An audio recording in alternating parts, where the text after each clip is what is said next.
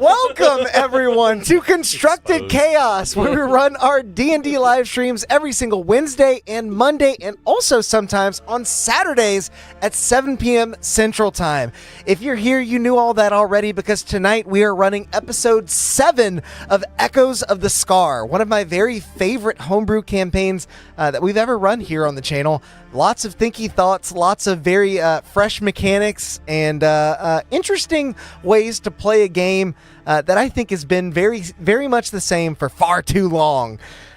If you guys are enjoying the stream, make sure to like the video and subscribe to the channel. It helps to support the channel, as well as check out our friends over at Tabletop Beard. They're our sponsor for tonight, and they have sent us the Sorcerer Beard Oil to check out. This one smells like cosmic cotton candy, a very sweet smell. If you enjoy those kinds of scents, you'll enjoy this in your beard, while it helps to nourish the follicles and the skin beneath, so that you can grow the best possible D&D inspired beard that you possibly can. If that scent's not to your liking, they have tons of other scents and beard care products over on their website, tabletopbeard.com, and you can use code CHAOS20 for 20% off at checkout, while also giving us a little bit of a kickback as well. So make sure to thank our friends over at Tabletop Beard. Check out the products for yourselves if you have a beard or hair in general.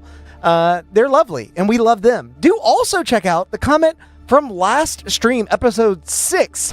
Renarius said, "Can't wait to see how all of this ties together." Renarius, enjoy your 1,000 chaos points. I can't wait to see how it all ties together as well, because as many of you know, all of our side campaigns like this one tie into our main campaigns like Legacy of the Ashen in major ways. So not only are there ways for chat to influence the games individually, but you guys can influence the lore on a very large scale by constructing chaos, by donating items and dice rolls and all that good stuff. Speaking of chaos, the chaos meter's very close to overflowing. Our chaos cup overfloweth. I was about to say this. So if you guys want to cause some chaos tonight, I am fully prepared for it. We'll see exactly how quick you can get things off the jump. But before I forget, do check out our friends over at Darkport as well. They stream every Tuesday at 7 p.m. Central Time, and their link is also in the description below. We love our friends over at Darkport. Make sure to check them out. But with all that said, roll that beautiful bean footage. Will. So, I think I changed this part. Your feet drag and skip across the uneven surfaces of Rethnazan, or what's left of it, as you carry your weary body into tunnels too small and too far for the ancient dragon Morthagranax to give you chase. Only thanks to the timely insight from the dwarves of Maldan and Og's astral projection from the safety of their halls were you able to escape along with Ilsavel and Amar. You run for as long as your strength holds out, ushering the 2 infected snow elves towards a hopeful salvation. But as your legs begin to slow and your breaths quicken, your mind reels. The voice has spoken to you once again, and has now left you with an even loftier task.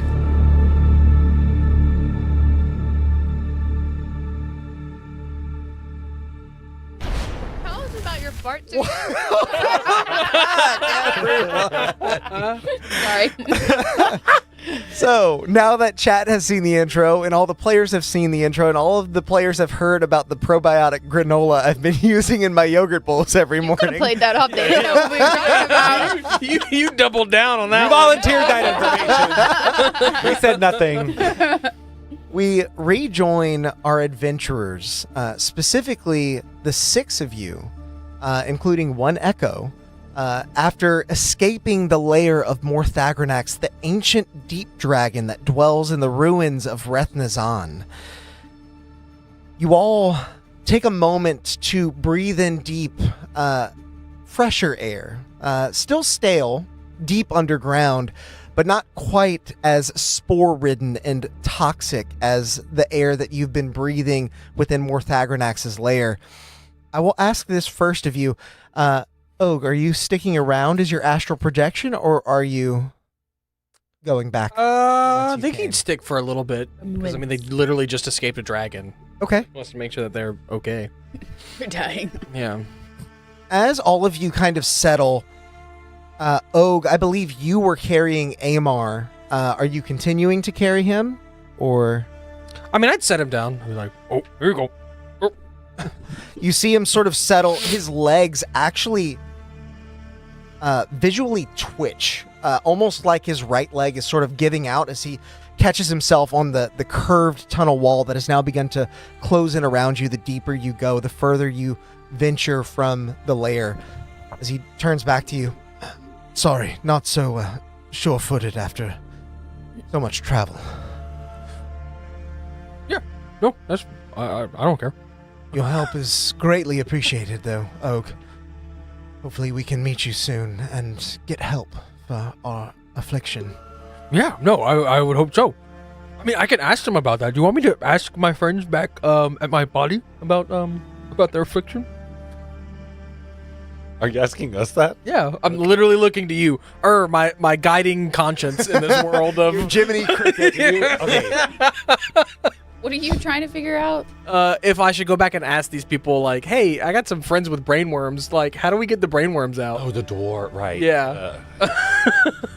The ones that told us it was a fucking dragon? Well, and the ones that were like, oh, you've got something in your brain that we don't like. We're gonna kill you. Yeah, maybe. Dude, they're not killing you yet, though. No, because they found out that, like, oh, you're just telepathically connected to people. Well, these people actually do have something in their brain. Yeah, I mean, like, And that's all out of Og, because Og would be like, yeah, they're helpful. they seem pretty trustworthy to me. They didn't kill you. Yeah, no, that's fair. I am alive. And they definitely could have killed me. I was to understand that this was the intent all along, to head to them. Right. Yes, yeah. I just wondering if I wanted to, like, if you guys wanted me to, like, do some preemptive, like, hey, they're coming. Do we need to set anything up? Like, how do we? No, we should. I don't think we should surprise them. Yeah, If you would, the alarms. I should think that would be quite helpful. Right. Okay. I do think you should. I will do that, and he'll disappear. As Og, Prepare them, pray. as Og's starry silhouette almost evaporates in a flashy blink. The five of you remain, as Ilsevel also is a bit slow to catch her breath, though her physical inability is pretty easy to see from the outset. She's very much a noble. She has been raised as such and maybe not quite used to adventuring this way. So, do we trek on? I mean, do we have any other choice? Yeah, I think we should We probably. escaped the dragon, right? Yeah, we're out now. Yeah, but I I mean, don't think he can follow us here. He seemed quite yeah, I large. mean, like, what's the worst can happen? We find another dragon? I mean, we can't go Maybe. backwards, so. Yeah. I mean, we didn't meet him in the form of a human. Yeah. I forget that. Perhaps it's best to put some distance. Yeah, Yeah. I think we should definitely put some. Especially after the between words us. you sent to him as we left. Yeah. Oh, I did say something sassy, didn't I? Yeah, huh? You're pretty sassy to him, Remember. like, almost the entire encounter. What did I say? Well, so the initial problem started with you telling him you're going to tell us how our powers work. And then whenever he was like, oh, yeah, by the way, I did my thing. How do the powers work? And you were like, We don't really I just know. do it. Yeah. It just works. I mean, I'm not wrong. no, you're absolutely not. He did not like that answer. no. Well, he didn't. that sounds like a him problem. Period. Period. So then, And the five of you Dragons. What are you going to Yes. do with them? onwards through the Underdark as the black, watery ichor of Rethnazon thins to scattered puddles and then vanishes entirely. The tunnels grow tighter and drier and into winding passages that deny you any long view of the way ahead. Orthagranax, you imagine, cannot or will not follow here, but neither can you see what waits just beyond the next bend. I'm going to have the three of you make a group survival check. At Oh, that's your dice, Ashley? I did. Good. Oh, no. At advantage? met me at the car and Is that what asked you said? about all of my supplies. I did say that. Hey, you might be saved by. I don't know why, but yeah, I thought that's what you said. I did say that. But I Okay. was just saying Anything it. to that? Yeah. No. Oh, shit, yeah. Sorry. 21. I need to open. Oh, yeah. Is the thing up? 5. Bringing down the average. Um, Oh, Roz has zoomies. Oh no. Oh no. We're watching a friend's dog. His name is Roz. He's a giant corgi. And he has zoomies, He has zoomies right now. He's In a literally very small running around the room. Yeah. He's circle pitting under the table right now. it's the survival check is going to be a 12. Could you do me a favor and? Oh, that's a launch, bad average. Oh, did I not? Lol Rog viewer. That's what Man, it's I'm- called. I'm- Lol. What is it called again? I'm sorry. Excuse me. Roll log. Lol Rog. Period. The low roll. Period pay. What is it? Roll log. Roll log. I viewer. could not get that out. The laugh out loud rog. There you go. It should be live now. Caleb. Sorry about that. No. You are more than fine. In that case, it's going to be a 17. Okay, so we've got a 21, a 17, and a 5 for survival. Do that math real quick, because it's close. Roz, buddy, you're gonna step on something. Yeah, I think 38, it's 43. Go out there. Mm-hmm. but then divided by 3. Oh. Yeah, because he's averaging it, I think. Okay. Yeah, 40 does not divide evenly. Yeah. Oh my god. This survival check is not only a measure of how well you can navigate, because the tunnels do wind and they do break off occasionally, leading to some dead ends, but it is also a measure of how well you can trust your senses as you press forward. And I'm going to say, as the three of you guide Amar and Ilsavel, who are not even attempting to lead the way at this point, you guide them well, but you are hesitant to move more quickly than you imagine you should. As you round corners, you half expect to see any manner of aberration or foul, distorted creature waiting for you. You never do spy anything, but it causes you to move much slower.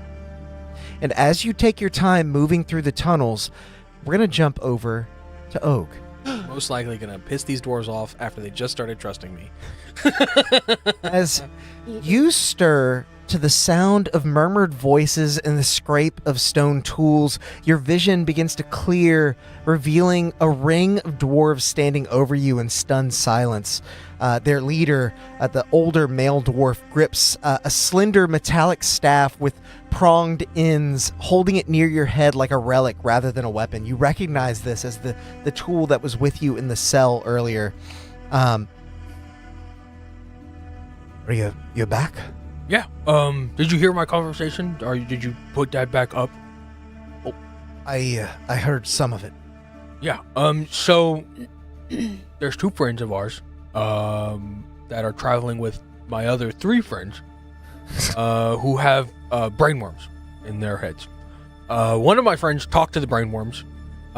They seem kind of they're not very personable. But we need your help to get them out, because we are supposed to rescue him and save her. That is our mission. Well, Og, as much as I've been the bearer of ill news so far, I hate to continue that. We can offer you no help but to put them out of their misery. By removing Discovered. the worms. Right. We would do them a service by killing them. Oh, that Not kind of goes against our mission. Right. Do you know someone who could? And you guys can hear this because Yeah. you're talking next to me. Oh, I'm saying all of this to you as you're talking. Is that coming up on the little Right. telemeter thingy? You can hear like almost a low murmur of it, but it's not quite audible. It seems like they were trying to position the staff in the manner where they needed to, but hadn't quite found the appropriate position. Well, I'm sorry. This is all very new science to us. We only happened to stumble upon the rod of telepathy detection because of the earthquakes that we'd been experiencing. Much else that we've discovered has really just been through trial and error. And being as we are not fighters here, being as we could be quickly overrun if we allowed any of those things into our midst, we've developed the habit of Striking them down where we need. That is fair. It's an unfortunate reality, and I understand it's calloused. Do know that it brings me great pain to see my own students brought to an early end. Now, I've been developing my new powers. So maybe with us together, we could figure something out. Like, I can project myself. So what if I projected just, like, my hand? Could I, like, reach in and grab the worm, you think? Out of their brain? I don't think that's gonna work, Oak. Make a persuasion check. What if I showed a him mage medicine hand? Because check. that is what my mage hand flavorfully is. I think that me will allow you to projecting. make it as a straight roll instead of disadvantage. Because I'd be like this, and I'd focus, and all that psychic energy would condense around his hand, and then he'd move his hand away really quick, and the mage hand would stay. Like and he's like, and he's literally just like staring at it. He's like that. Focusing so hard. Persuasion. yeah. You're doing it like this with the hand in the middle, like 19 Okay. Damn. plus 0. I was gonna say, do you have a plus to that? you have a +1. Yeah, you can take a 1. Og, I don't doubt your abilities after seeing firsthand what you're capable of. And you said you were in the service of a doctor? One Did I say that? I don't. I mean, A I good don't. doctor in Turasil, you had mentioned. Oh, yes. Every time I say good doctor, I think of that TV show. A scientist of sorts. So then perhaps you may be able to conduct something here. Seeing as you have done right by us and been forthright with us since your arrival here, I will reluctantly bestow that kindness upon your friends. But if, for whatever reason, you find yourself unable to perform this task, know that they cannot stay. We understand that, and we appreciate you allowing us, at least the opportunity to attempt this procedure. And best of luck to you. If I can, I'll assist in any way that I am able. And as he's sort of mulling this over, you see another dwarf steps cautionless into the room, their pace quickened. Wizened, a walking brain has just been spotted at the tunnel entrance. Oh, shit. I think it could be a scout. It didn't stay long. Couldn't fell it. All right. How close are your friends? And that is when we're going to cut back over to the 5 of you. That was where we're gonna end the session, guys. Yeah. It's where we 20 minutes die. See you later. So I bonked my head on the extra mic. Sorry if it hurt any of y'all. No, it's muted. Listening. Never mind. Then you guys didn't even know. I'm on top of that at least. I was like, man, I just peeked this mic. Scream into it. No. Yeah. We return to the 5 of you as you continue your trek forward. Is there anything that you all are doing with the information that you've just gained, or as you travel? Is there anything you'd like to be preparing or doing? I would be searching all of our knapsacks for Excedrin. Extra strength, yeah. The extra strength is just an axe. Yeah. What about books on medical, like? Yeah. It's extra strength. Excedrin. I am just going to be probably following behind like I had been doing. Okay. Keeping like kind of a distance from old boy, not letting him out of my sight, but not letting him too close to me. Make I don't want a brainworm. I'll let you make either a perception or a medicine check as you kind of keep an eye on him. And that's up to you if you're kind of keeping an eye on him medically, or if you're kind of watching out. I'm just watching him. I'd say perception. Yeah. I would say so too. Still not great. Let's see what that log roll viewer got. I can't I can't say it. I'm. Said it again. Yeah, I know. Log roll. Log roll is what happens when you poop on a downhill slope. Oh, I'm taking something from Oh, chat. I'm just God. deciding what I'm taking. I'm going to take an 11 for an 18 total. Okay. What you see is Amar in a weakened posture to such an extent that he can no longer walk on his own might. Through much of this adventure, he has actually been helping Ilsavel through much of the difficult terrain. Even though you've seen him shaky, you've seen him a little bit unbalanced, you now see that he is very much leaning on his fiance, the much weaker of the two. Is the one who got the brainworm first. Yes. So presumably he's further along, but without a clean medicine check, it's hard to know exactly what this could be. You do see deep bags under his eyes. Yeah, that I much mean, is like, clear enough. He's either going to die or be killed at this point, right? Yeah. I'm What are just the trying yeah. to protect ourselves if that's not selfish. Like, at some point, should we have, like, a conversation without them? I mean, y'all can have it anytime in your heads. Yeah. Oh, yeah, and they can't hear. Okay. Do we know that for certain? Mhm. Well, It's been true so far. Oh, that's a good question. But yeah, no, they haven't let on that they can hear. I Yeah. don't think they can. um, I don't think Ilsavel's that smart. No offense to Ilsavel. But I didn't know, like, how... Or Amar, honestly. If...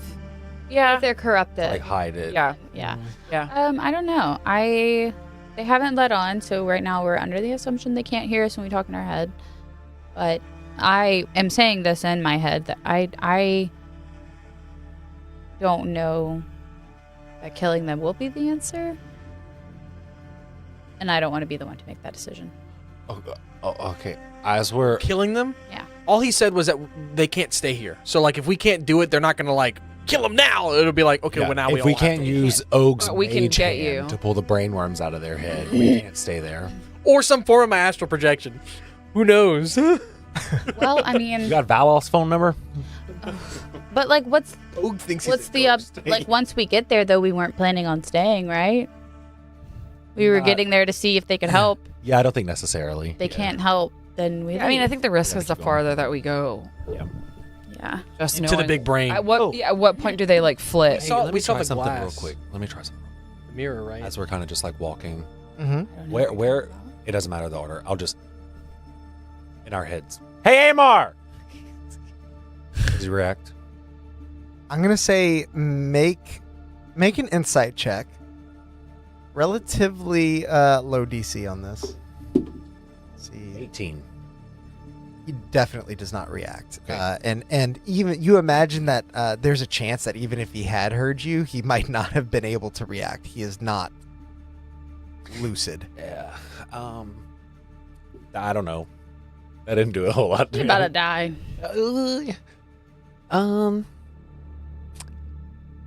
Yeah, I don't know, you guys. Honestly, I don't think he can hear us in our heads. And even if he could, he's too. Yeah, and I don't think What happens Isabel's- once it fully takes over and he's dead? He wants water. I don't. Like, Do I know? Question again? Once the worm friendly takes over. yeah. Like, once the body Make dies. we'll call it a nature check. I know technically it's not nature, but we'll call it a nature check because of Me? Or oh, of where you're from. 18. When this sets all the way in, you're not sure, but you imagine that he will not only be taken over but transformed into something else, and in a similar way to what happened with the matron of Nicerin. yeah. Well, so I don't know, like for sure, but I have a feeling that the matron and whatever is possessing her might be what happens to them once there's just like a shell essentially to inhabit. They might turn into brain dogs. You hear, Yeah. Scary, I know, Og. But I don't know 100% no. I would like to, while we're walking, like during this whole trek, if there's any like downtime, I would like to be using detect thoughts. Okay. Or wait, don't I have a? Yeah, well, I'm telekinetic, so I would like to keep trying to I would use detect thoughts because I want to see if I can probe deeper into the brainworm in Amar's head now that Amar is weakened. Okay. To see like, and they get a save for this, correct? yeah, it's a wisdom save. Yeah, otherwise he just gets surface level thoughts. Yeah. If he's trying to. No, not anymore. Oh, not anymore. They No, changed it. now if without the save, you just know that there is a thinking. You can tell they're thinking creatures Oh. as long as they know a language or they're telepathic. So they rolled a 16 on the die. I don't think they get a minus to wisdom. No, it's 15. Should be your spell save DC. Yeah, I was gonna see if I could silvery barb it, but it has to to be see see them. Yeah. So we'll cover in there. Yeah, no. Okay. As you try to press in, you can kind of hear like little squeaks and murmurings. Yeah. Almost so much so that you can hear like a ringing in your own eardrum in an unsettling way. And as your thought just barely graces theirs, get out of where you don't belong. What did you just say? Get out of places you don't belong. Yeah. Sounded like you said Lash Balapatat. Yeah, that too. Yes, exactly. Yeah. Okay, if the brainworm says that, I'll just start messaging back and forth with it, and if it says that, I'll respond with, "Well, what if I want you in my brain?" Make a deception check with advantage because that is a tantalizing offer. Not okay. Not very deceptive over there. No. As shocking as that might be. 21.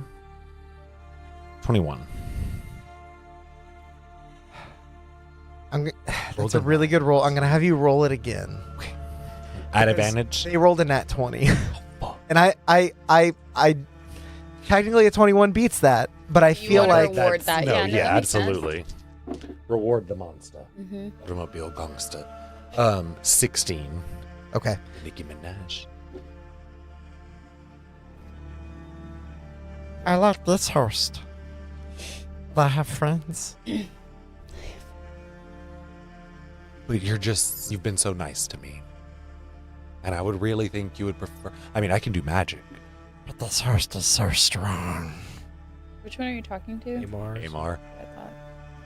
And I'm almost done. Oh, that's cool. What happens when you're done? You'll see. Oh, okay. I It's like nice. surprises. It's nice. Okay, I'll stop messaging. Let's I'll give go it back in my Smeagol. head and be like, "Hey, you guys, we got some problems. We got big problems. Okay." He's almost done. What kind of problems? As your message fades, you hear the slurping of a straw. Like, oh no. What kind of problems do we have? Well, so the brainworm says it's almost done with Amar. So I think that means it's almost like done, like taking over. I tried to get it to like come to my brain. Not that I was gonna let it come to my brain necessarily, but at least that we'd maybe figure out how to get it out. It didn't want to go with that plan. Oh, it didn't like your brain? Are Are you not smart enough? I'm Really not likes Amar's. physically strong enough. Other than that, the brainworm said I was completely exceptional in every way. What if we could get it to try to go Insight to check. my What if we could try to get it to go in my brain and you guys kill it while it's crossing? You are really strong. 13. That might work. We could try that. That's not a bad idea. And that way you would have the three of us and the dwarves to help you. Also 13. Oh, period. So, wait, does that mean... I can tell that you're lying. Oh, damn. Can I try to reach out to which one? Can I one? try to? Well, I was gonna say the thing that's been giving us directions and Mm-hmm. guidance and whatnot. Then I thought maybe the good doctor would have some advice. Maybe I don't have no ways of sending or anything. Yeah, I'm not like communicating. I think with the mention of the. Yeah, I think with the mention of the good doctor, he might try to reach out to him and be like, "How might I remove like a foreign body from somebody's brain?" Sure. It doesn't work. You casting sending or? I don't have sending, but like You're the same way that I talk to them.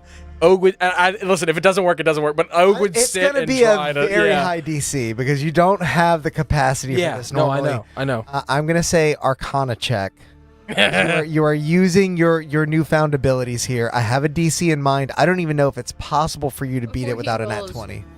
Are you gonna allow him to use a chat roll for this? Absolutely. But like I said, I don't know if it's possible. Hey, I'm gonna make some spell We're slots. gonna have to use a chat roll because that's an 8 on the dice for a 7 total. Mm-hmm. I mean, is this worth the nat 20 that we have? Do we think? He keeps saying he doesn't even know if it's possible. Like, what's your? I have a -1. Then I don't think I that. wouldn't do it. Okay. No, the nat 20's not gonna do Then it. 7. Because the DC's over 20 for sure. You close your eyes and begin to focus on the image of the doctor that you once worked with. When he'd probably be apprehensive. And as you're like focusing on that image, remembering the version of the doctor that you worked alongside before you became Right. poked and prodded more or less as a test subject for him, your vision distorts into the version of him that you saw before you left, the version that made you want to leave in the first place. And it's not so much that you feel you can't, it's that you feel you don't want to. Mhm. And it's that hesitation that keeps you from successfully connecting with the good doctor.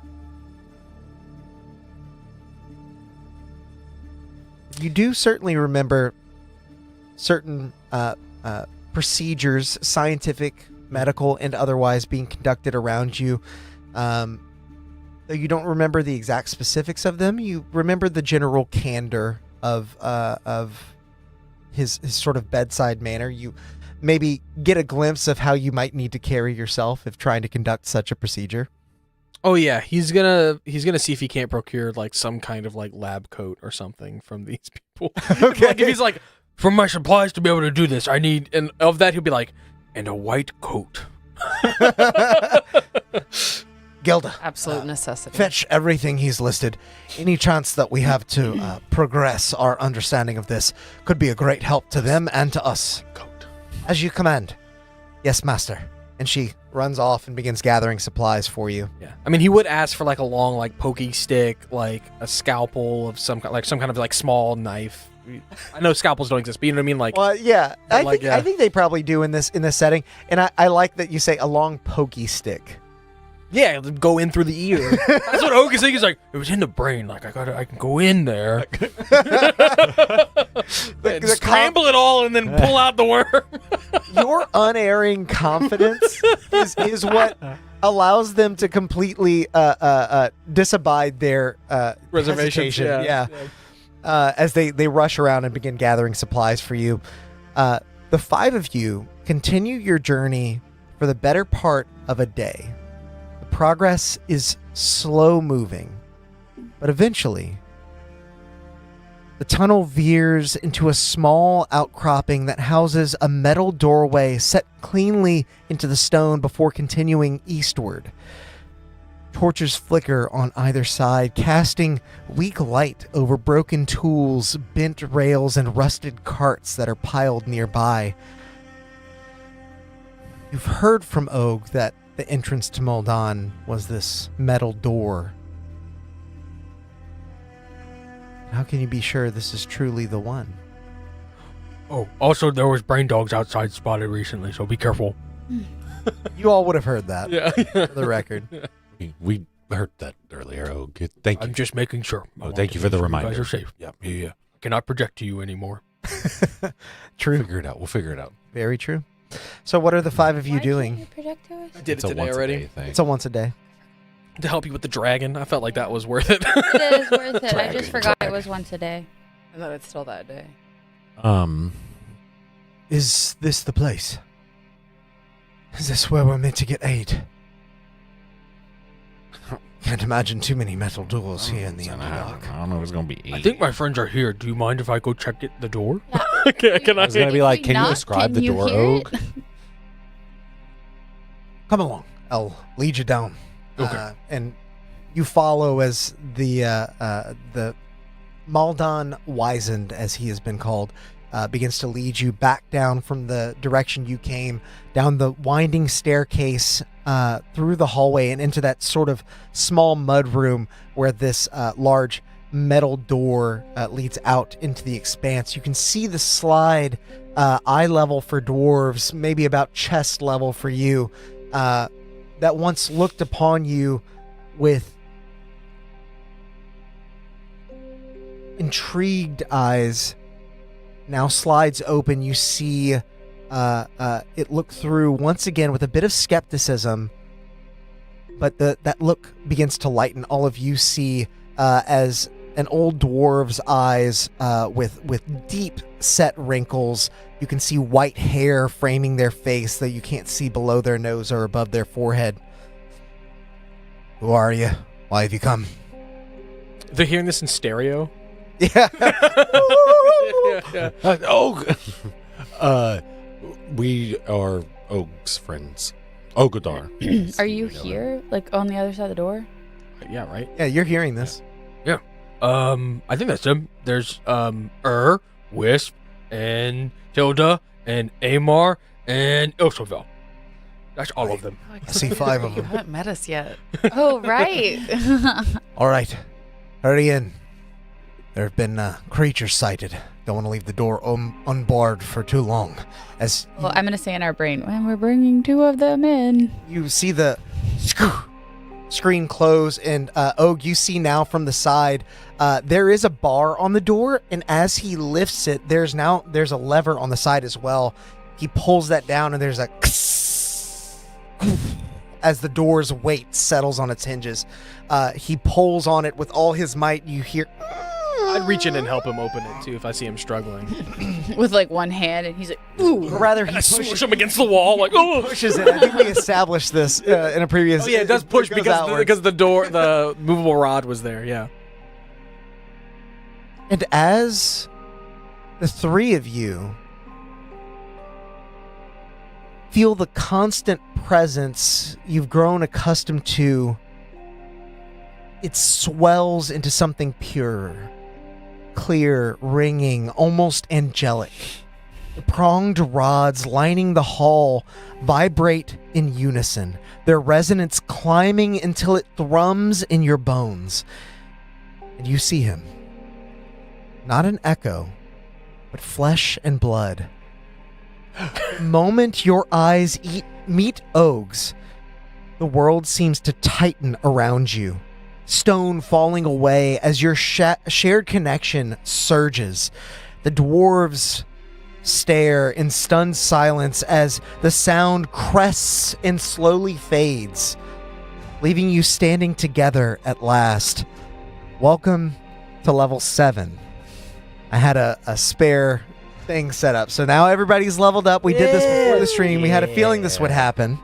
Og is running out and like hugging them. Yeah, and doing like the big like in Mulan whenever the big guy hugs them all like, like all in one big hug. Yeah. He's like, my friends, you made it. Hurting us. You're exactly how I imagined you to Put us be. down, goddammit. It's a pleasure to finally meet you in the flesh. You too, and he's gonna rustle their hairs. How tall are you?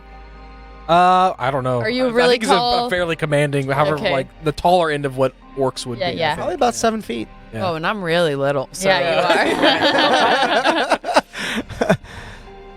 Well, hurry in now. No Yes. telling where those things might be, and we're inviting enough danger as it is, I understand. Yes, and we have a procedure to do. And he looks to all of you like, Yes.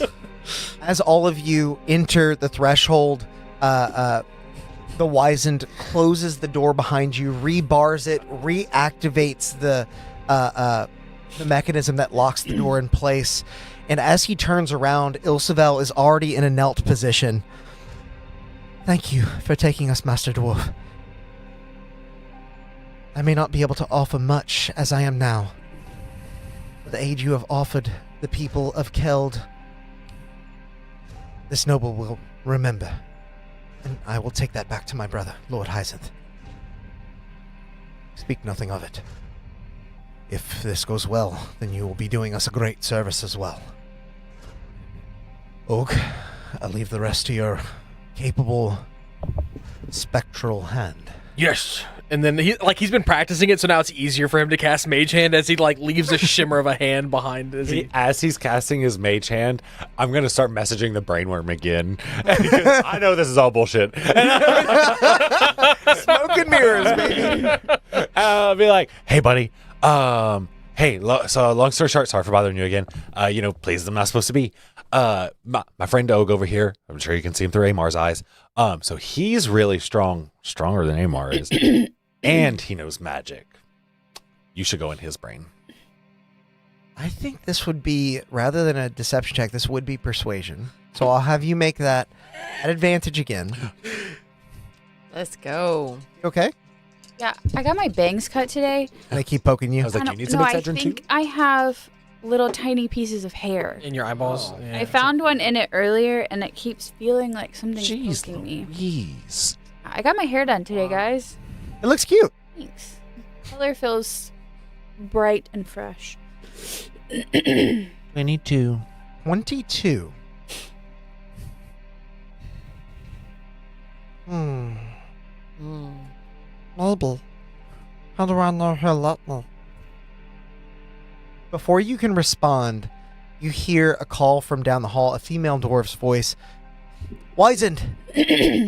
We've got the room ready. If, these are the patients, I assume. Yep. And I'm gonna put my hands on both the back of Amar and shoves Isabel, him and in I'm like, there. let's go. Of course, on your lead. Like when you get in trouble as a kid and your dad's directing Yeah. you. So the three of you and then the rest begin to follow up back through the stairway, through that central open hall, towards the meeting room where you were earlier, where you had fallen down, and you now see on the table bed linens have been spread. There's a separate smaller table that's been set up with all the things you've asked for, including the white robe. Might be a little bit small on you, but it is there. He's and putting it present. on, and it rips Sorry, it rips was the the back largest as we he could find. as he puts it on. Like Shrek. He's like, thank you. I don't know if you would want to stay for this. You're more than welcome to. But should things go sideways, I don't want you guys to be harmed. Is that You've been so kind to us. the The dwarves is what I'm talking. Yeah. No, Amar and Ilsa, leave. Actually, I don't need you. I appreciate your concern, and I may send a few of my students away, but Gelda and I will be here. We need to observe. If this is successful, it would prove a valuable bit of knowledge for us moving forward. And you see a look of concern shoot across Amar's face. Have you not tried this before? Nope, this is the first time. I will say back to He looks back to you, and you see a look of betrayal, but it's hesitant. Like he's putting it together, and there's a part of him that's almost too tired to fight against you, understanding this may be the best option. If this is your first time, take me first. Ilsavel is still able to move on her own. If this doesn't work for me, I may be a lost cause anyhow. Yes. And right, our instructions were to rescue him and save her. I know it was kind of the same thing, but slightly different wording. Mm-hmm. Yeah. Okay. I know I said that earlier, but Was it rescue him? It was save him, protect her, and save him. protect her. Yeah. Protect I knew they were save him. Yeah. very similar, but not quite the same. Mhm. Can I message Yeah, saved him. the Maldon Wise, the old dwarf. And I just want to quickly be like I know you don't trust us necessarily, but if there's any way you can stay with us, that's fine. Can what was the other person? Gilda? Is there any chance Gilda and Ilsavel can wait like right outside the room?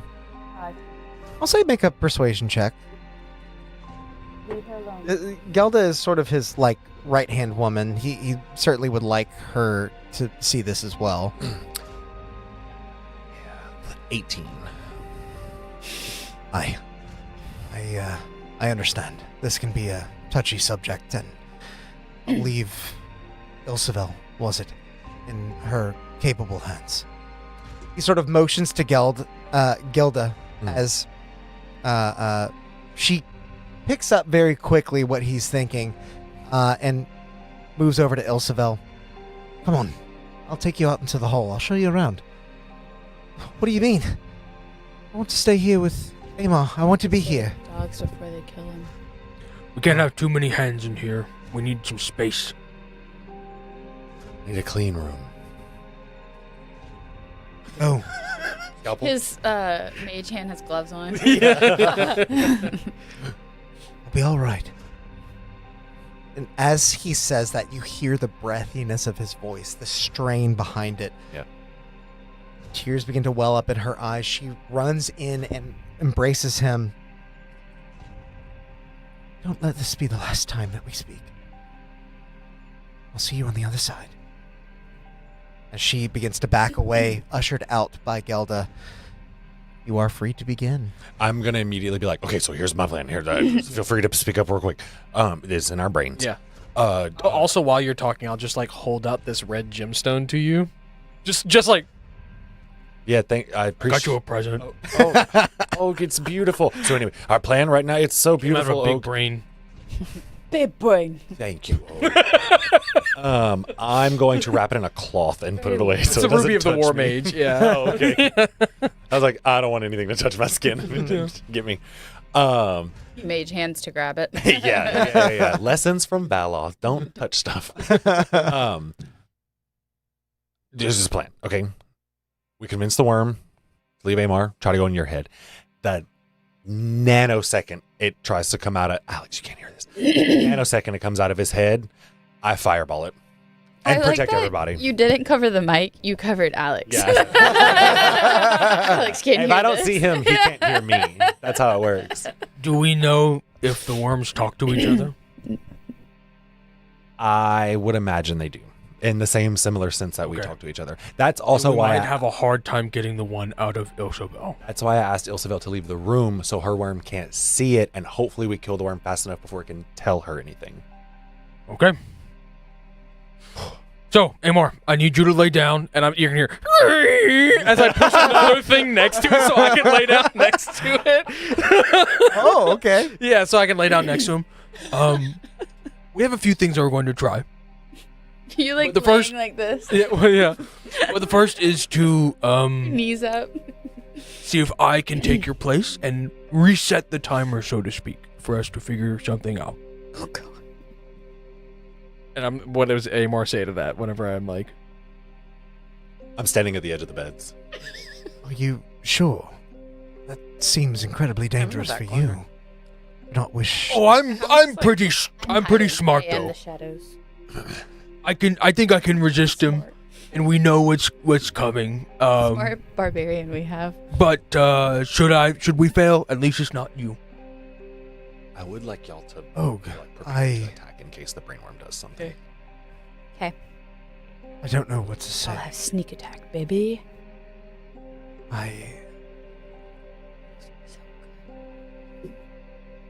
Thank you. You're welcome. This may not work though. From what said when he was talking to it, and I'm sure it can hear me, seemed apprehensive. All right. Do what you do best, Doctor.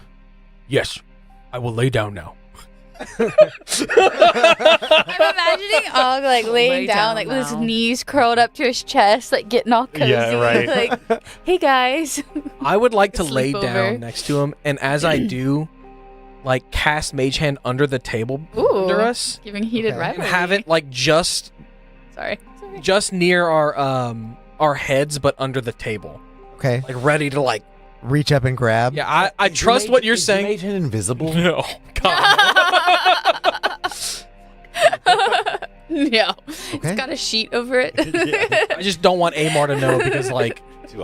I would assume that we know that it can hear what he can hear based on like conversations that they've had together. I'm glad Yeah. we have like, because I also want them ready Contingencies. to like, basically here, my I got plan my crossbow. is for everybody to Ready. hold their attack and ready for the thing to like crawl out, assuming it crawls out. And as soon as it does, I'm going to like shoot the sun at it. I'm gonna basically. stay Yeah.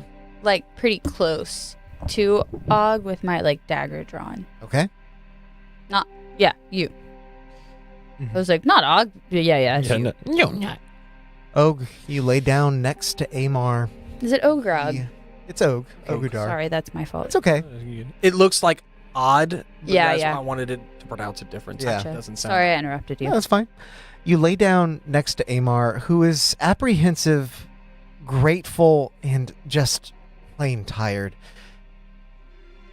He's grown at this point, you understand, to not even trust his own thoughts, and the level of trust he has put in everyone else just getting here allows him to accept what you have proposed without any pushback.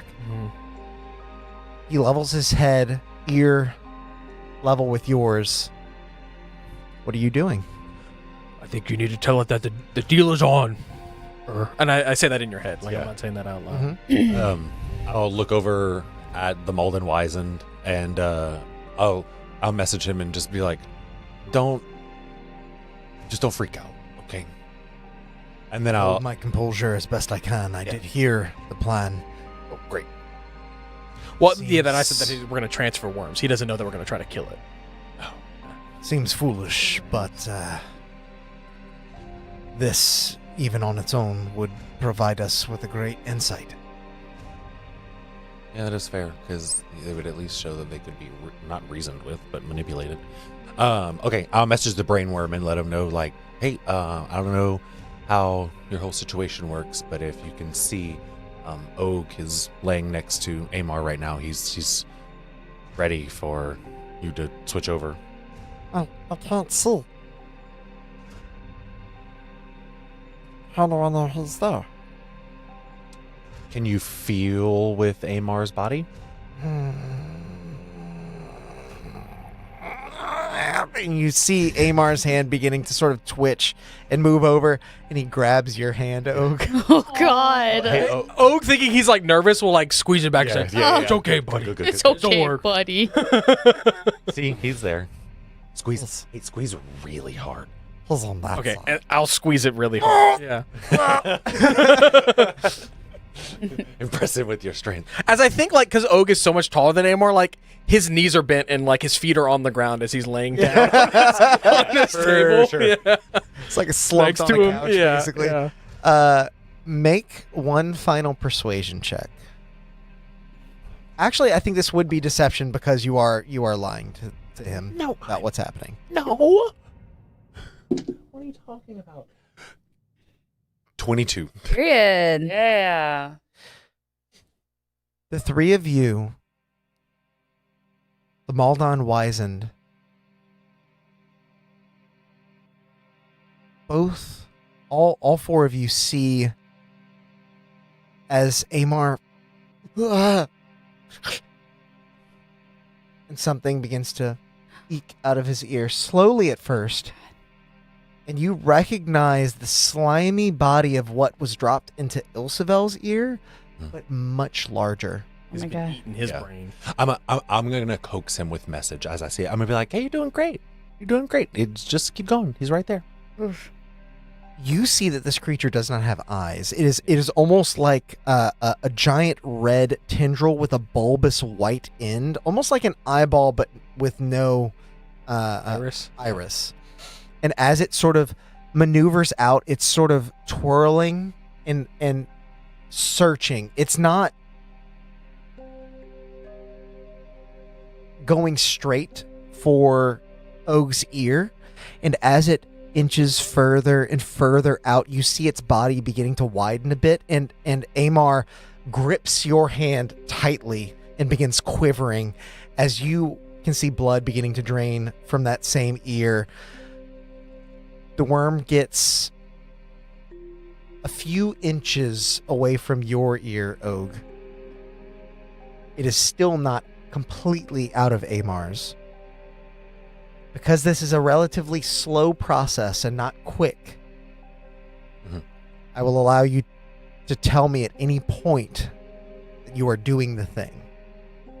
I mean, you can kill it. And also, That's what I was just thinking. but it's not fully out. It is not fully out. Shouldn't you move? Like, if it's like okay. trying to, I feel like it's trying to feel its way. Can you move? Yeah, I have an insanely specific question for you. Mhm. If I use Like further away or closer? meta magic and use careful spell, Yeah.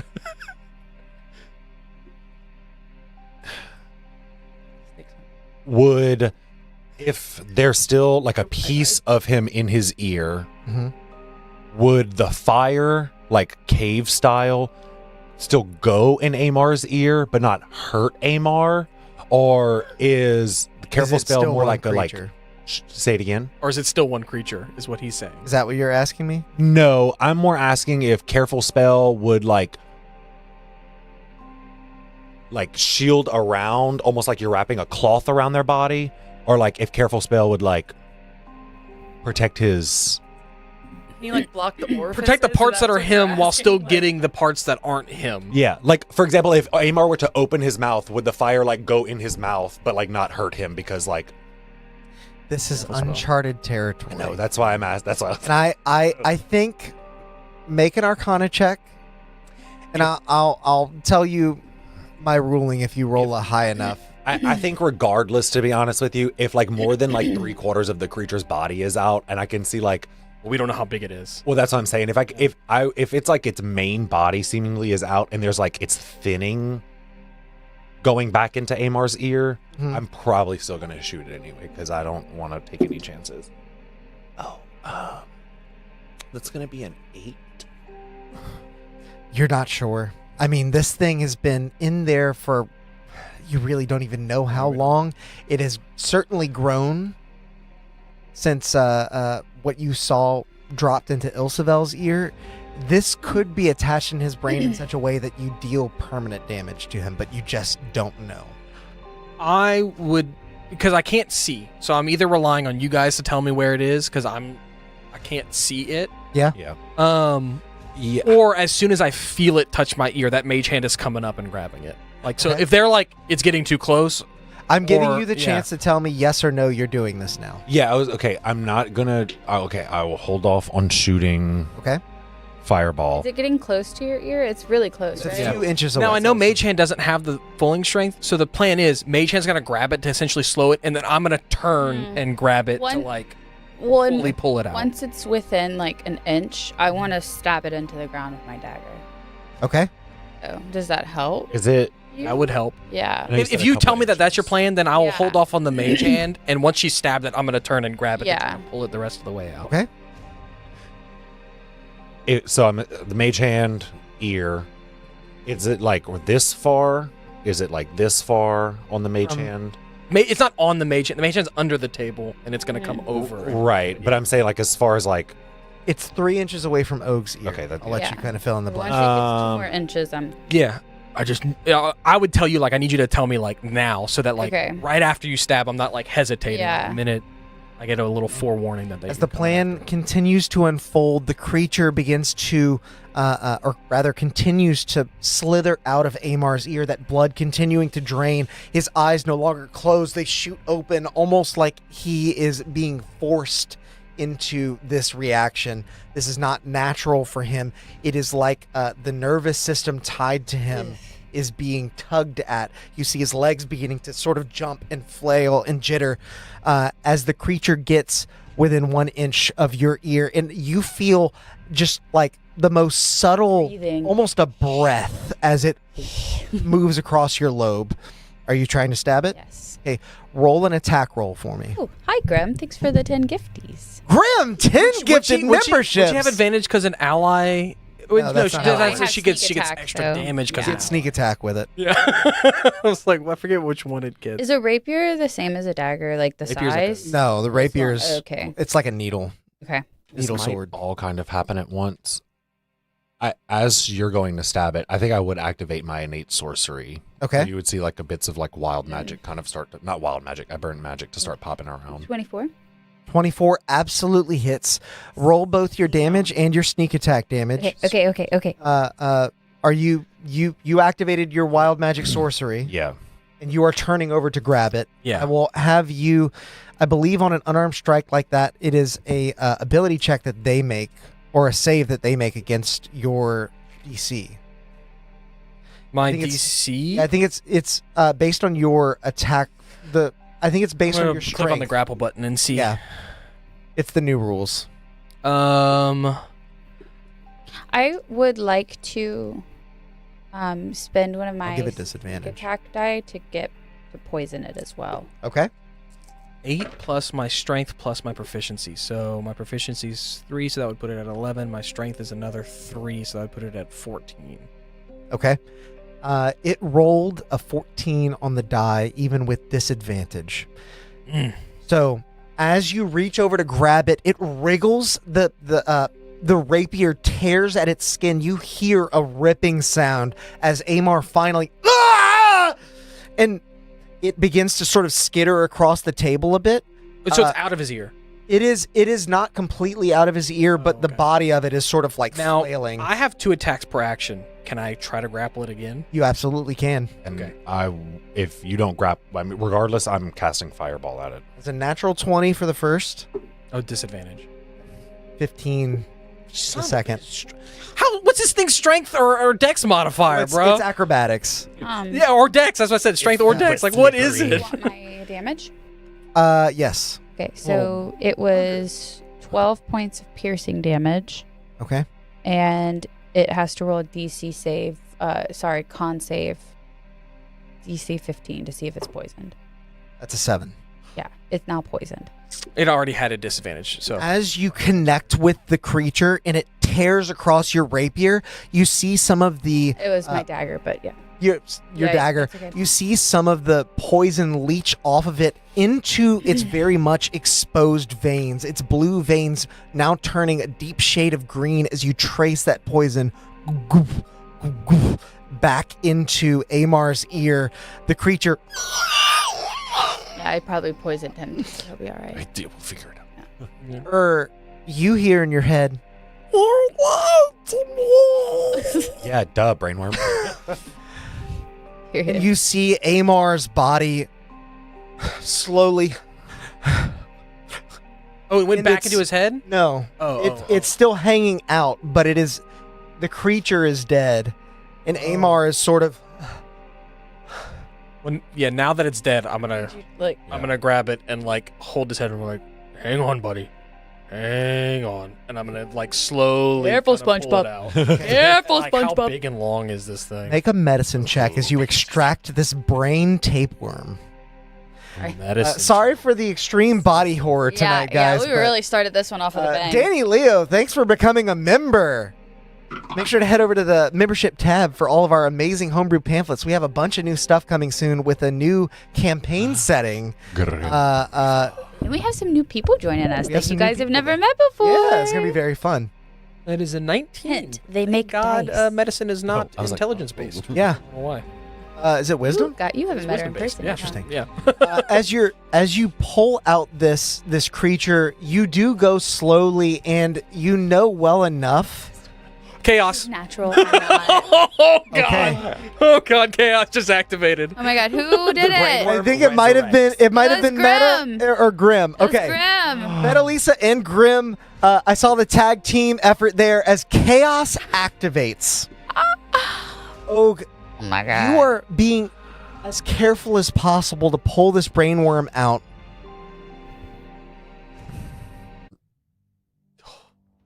He gets sucked back in, and now he's transformed. When within the brain. Maldon's halls, persistent grinding sound echoes through the stone like someone chewing loudly on something brittle. Pay no mind to it. You think maybe the dwarves are just polishing more rocks or dissecting new ruins. But that trust is betrayed when you hear a thunderous crash that pulls your focus. A section of stone wall caves inwards, dust billows across the hall as two worm-like creatures slither free, their bodies glistening, followed by a flood of several legged brain creatures crawling across the floors. The dwarves erupt into shouts, shrieks, and battle cries, breaking their silence with steel and fury as this shake causes you to pull a bit too hard on the worm. It does release. You do see the full length of it being about 5 feet long. It releases Amar as his eyes go wide and just stay that way for a moment. And he sort of looks around wide-eyed and dizzy, but you have no time to assess his health. At this moment, I need all of you to roll for initiative. Oh, don't tell me what to do. You're not my real dad. Yeah. Chad, that was a very interestingly timed chaos. Nat 20. Woo! Damn. You know what? For It's a an little bit initiative early. roll, but still. Yeah. But Still I'm got me all gonna hyped put up. you guys on break. We'll be back in about 10 minutes, so don't go nowhere. I'm gonna set some things up on the table. We'll see you in just a second. Bye.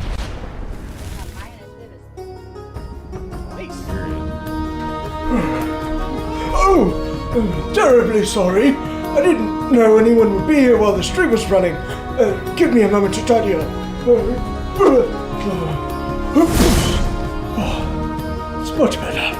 Well, while you're here, we might as well take a moment to thank all of our members for supporting the channel and bringing this stream to life. A huge thanks to Tides of Mo, Tabletop Beard, Grim Reaper, Atmos Seeker, Justinian of Darkport, Angel Jobert, Angel of Darkport, Brett Venable, Dutin 103, Demek Longfang, Lil Tired, Memebot 69000, XIVM, Jason Miller, Corey of Darkport, Devin Beard, Wilfredo Figueroa, Ruby Rod, Sam Huffpower, Daniel Struve, Agile Monk, Jude Eshett, Russell Mooney, Licia Harding, Saft 911, James Carr, Felsi, Drazani, Renarius Ash Kevrin, Tom Server, Meta Lisa, Dwayne Bradway, John Royal, Tarlian, Miyoshimoto, Almighty Zeus, Angel's Art and Gaming, Corrosive Malice, Mike Gayer, It's Burley, T-Dog, Lord Rizel, War Daddy, Bob Gnarly, Hero G9000, The Cajun Guy, Bat Boy is back, JPFR, Fated Caliber, Shioni Lou, Lil Cute Maple, Rallard 4740, Defiance RS, Jim Douglas, Ellis Reynolds, Old School Sports Pod, Purple Drazzy, Askalen, Gabriel, Oscar, Shadow Megami, LMC, Brex McFarlane, Elidor Quinn, Ethan Pedersen, Moon Goose McQueen, Mike Van Burke, and Mythic Attack. You know, members get tons of unique benefits as well, like these weekly shoutouts and emojis that they can use in the stream chat, and a heaping helping of chaos points that can be used to, well, perhaps it's better to show you. Welcome to Constructed Chaos, a D&D live play channel where you get to control the game. Join us on Wednesdays at 7 p.m. Central Time for our in-person live stream that allows you to influence our adventures in major ways. From alternate plot points to rerolls to absolute chaos. And tune in on Mondays at 7 for our brand new Chat Plays D&D format where you get to roll the dice and pilot the characters themselves straight from the live stream chat. And between it all, there's tons of homebrew content and guides that we release every single month. So be sure to subscribe to the channel. And until next time, go out there and make some chaos. Greetings, viewers. Bramble Backfoot hopping by to let you know about our monthly homebrew packets issued to all those brave enough to join the ranks of our prestigious order. With a plethora of items, monsters, mechanics, and more, it's easier than ever to bring chaos home to your table. So become a member and let's fight the forces of evil together.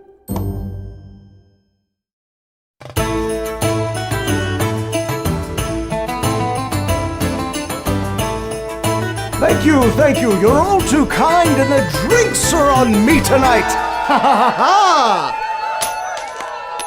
Oh, you must not have enabled gifted memberships.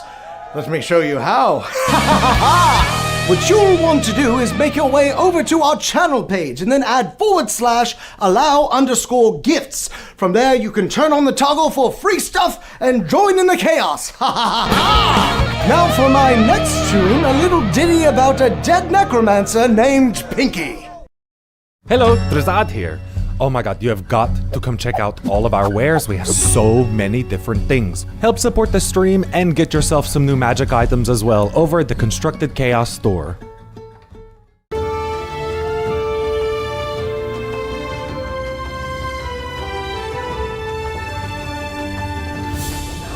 Perfect beard brew, perhaps lizard wart, or giant scorpion venom, and a watcher's eye stalk. And just a little dust of undryness. Not one of those crafting table!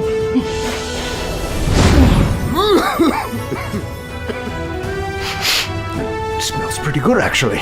Fireball!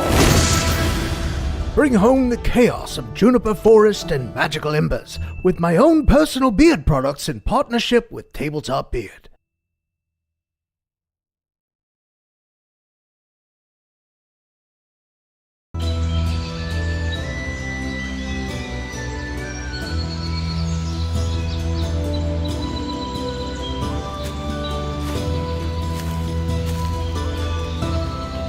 Bear Dritz here, letting you in on a little-known ranger secret that'll keep you satiated in the wild, even when you have no rations left. Ew, not that. I'm talking about subscribing to the channel and hitting that bell icon. It's easy to miss the signs of a stream going live if you're not prepared. So make sure to do that and... What was that?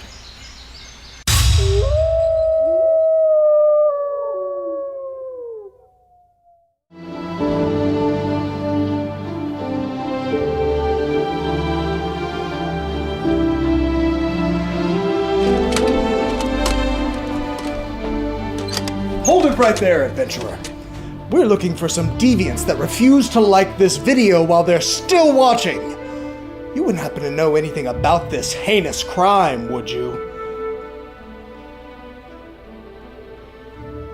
Well then, as you were, but stay out of trouble.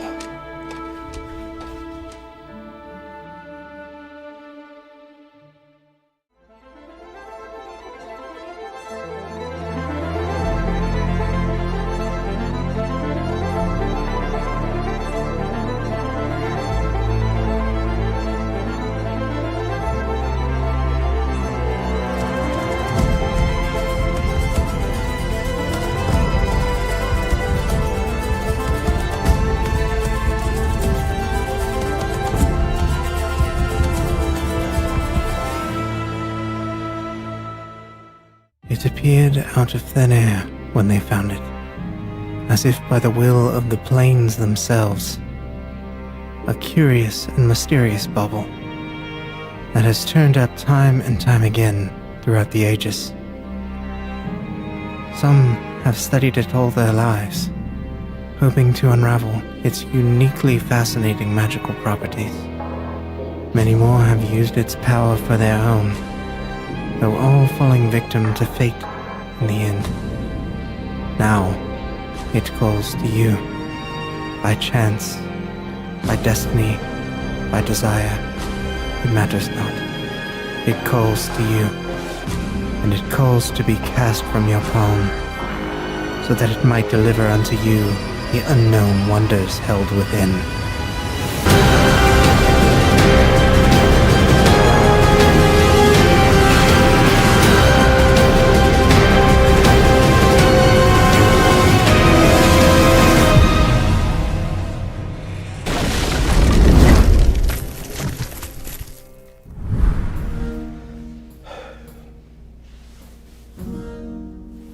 How much longer are they going to...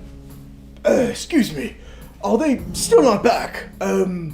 Wait there just a moment. I'll fetch them for you. The little chaos gremlins.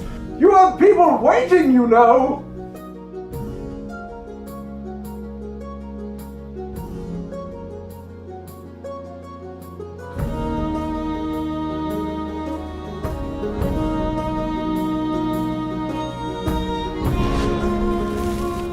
Welcome back, Wardrobe everyone. change. Yeah. So now that we've finished our break, and our good friend Grim Reaver just got another 1,000 chaos points Heck after yeah. activating chaos himself. Tracks. We now are in the thick of combat as our adventurers have just rolled for initiative. I'll go around the table. Og, what did you get? 27. Yeah, we're switching, so 27. Holy shit. Yeah, that was my roll. Chat, let it be known. A nat 20 for 27. Yeah. Tilda, it's your initiative? Oh, I had said it You right said before. 6 earlier. 6. 6. Great. Good. 12. Got it. Not bad. What did I have? A dirty 20. Dirty Mine 20. wasn't bad. No, it was just wasn't. Hers was better. Surprise. Sitting on top of... What Amar roll? What Ilsavel roll? What the rest of them Well, roll? Amar didn't really roll, but him and Ilsavel are sharing an initiative. Oh, well, shit. You can imagine it's quite low, especially with him being completely discombobulated, prone, and just post-op here. Just post-op. I'm as still we standing at the edge of the bed. Begin our combat. Og, you are first in initiative. You see these two worm-like creatures with tentacles surrounding a snapping beak that has just chewed through the rock, allowing a small tunnel to be formed, out of which pour 3 brain dogs that now stand behind them. What would you like to do? You are prone in the operation room, off in the corner over here. Alex, are items turned on in chat? They are, except for rare. Rare is not on. Yeah, so Grim, you could do common and They uncommon. didn't place any of their minis. Hey, Alex. Are y'all Oh, in here right. too? That's my bad. Oh, good. I got. No, they're all shadows. Yeah. Spoopy ghosty. It's half your movement to stand up. Yes. Yes, it is. Correct. So I am going to bonus action, hearing this, activate my rage. Okay. As before, I've described is this psionic energy that wraps around him. Okay. As almost like a protective shield as those 7 temp hit points come, but also something new that we get since we leveled up is I can move half my movement as part of my bonus action to enter rage. Ah, yeah. So I'm going to use that psionic energy to like shoot myself up and like, "Ah!" and then just like run out the Very room with my weapons at this thing. Very Okay. helpful to you. Yeah. As you stand and push forward with a surge So I have my full 40 to get from there to from here. I think we just got an This is- item. we got did. a Grim just gifted. Slumbering Dragon Wrath? It's cut off. Wraith? Yeah, it is cut off. Lumbering Dragon. Wrath weapon. That's Yeah. what it says in our notes. Hell yeah. Slumbering Dragon Wrath weapon. 40 Very feet. cool. Very cool. So, Og, as you move forward it with in your shared 30 inventory. and then 40, you can close on these creatures, but you can't quite get to the brain dogs. As you do, your weaponry that you're pulling out haphazardly knocks over a sword, or rather a weapon that's hanging on the wall. It clatters onto the ground, and this is the slumbering dragon weapon. see it in D&D Beyond, but we'll find okay. it later. Yeah. It should be in there. It's in fizz bands, and I don't know if that's... That's intentional. It's fine. We'll figure it out later. Okay. What do you do as you close on these creatures? I make attacks. Okay. I hit him. I start swinging. And I will reckless attack. Hi, baby. Okay. Yeah. Shirt. So from here, that's as far as I can get with 40. Yeah, you can get us that far because this is 30, and then you got another 10. Okay. I was just making sure because I would have. I didn't know if I could position myself a little bit better, but if that's as far as I can get. I will. Yeah, we'll reckless attack. With my. I believe I do short sword first because that has Vex. Yeah. Sword. Just sent the item in the chat if you guys want to take a look at it and let me know what kind of weapon you'd like this to be. I'll let you pick. That is a 23. 23 absolutely hits as you close on this worm-like creature. It is still sort of getting its bearings after breaking through the rock wall. The rubble is still clearing when you break through this smoke screen and slam into it. How much damage does it take? It is going to take 453. 6 points of piercing damage. Does that include your rage damage that you get? I don't know if it's adding it. It probably is not. D&D Beyond is not smart that way. So my rage damage gives me an extra. Want to do red 2 to damage? No, it is. It is. Oh, it is? I rolled low. Yeah. Okay. It really surprised me that they'd factor in innate sorcery, to be honest with you. Truly. Then I'm gonna come in with the flail. Okay. My second attack. Danny, thanks for the gifted membership, man. Enjoy those points. That's actually technically a better, what do you call it? Return on investment? Yeah, it's a better ROI than super chats. 24 to hit. I love that all of us 24 just absolutely like hits. for 11 bludgeoning damage. Okay. And then I know I use my bonus action, but because of the way that Nick and Vex works, I make it as part of my action. I don't have to have my bonus action to be able to do that, right? Yes. Okay. You don't. Okay. Yeah, I understand what you're asking. Yeah. No, you Then don't. I will use my third action attack. 21 to hit. 21 does absolutely hit. With your reckless attacks, you throw caution to the wind, knowing that time is of the essence. You have a patient that is recovering in the other room. You don't even have time to strip the lab coat off, though one of the buttons does whenever you start raging. And that is 5 points of slashing damage. Okay. The creature, as you bash into it, pierce through it, and drive it nearly to the ground, does sort of coil and recoil as it positions itself defensively. It does look like it's taking quite a bit of damage, but it is not bloodied yet. Yeah, that's fair. As we move on from your turn, Wisp, you are next in initiative here. What would you like to do? The brain that I stabbed into the thing is dead, right? Yes. Okay. Yeah. Then I'm just. And Og has fully removed it. Yeah, and is that's dead on okay. the floor. I thought so. I'm gonna go after. I'm closer on this side, right? Yeah, you're right here. Oh, I'm over there. I have to turn this little thing on. He's gonna knock everything over in the living room. Yeah, chaotic little dog we got. We didn't walk him enough today. Okay. Point out who is his mini. Right behind you. That's what I thought. I wanted to make sure. The one that looks like a what's his Yeah. Then that is Ilsevel and Gelda, who was escorted out of the room earlier. Gilda, dwarf. Yep. That's where Yeah. they were escorted out. Yeah. I was hoping the brainworms wouldn't have time to communicate after we killed it. Got it. We took a little bit to kill it, though. It was a slow death. Yeah. He had enough time to tell you, you lied to me. Maybe he was like confused. Yeah. I want to. Kill everything. Yeah, I think I'm gonna close in on one of these other little serpent thingies. How much movement do you have? Probably a lot. Oh, 30. 30. You could get to either of them, yeah. I'm gonna get to the one that Og hasn't hit. Okay.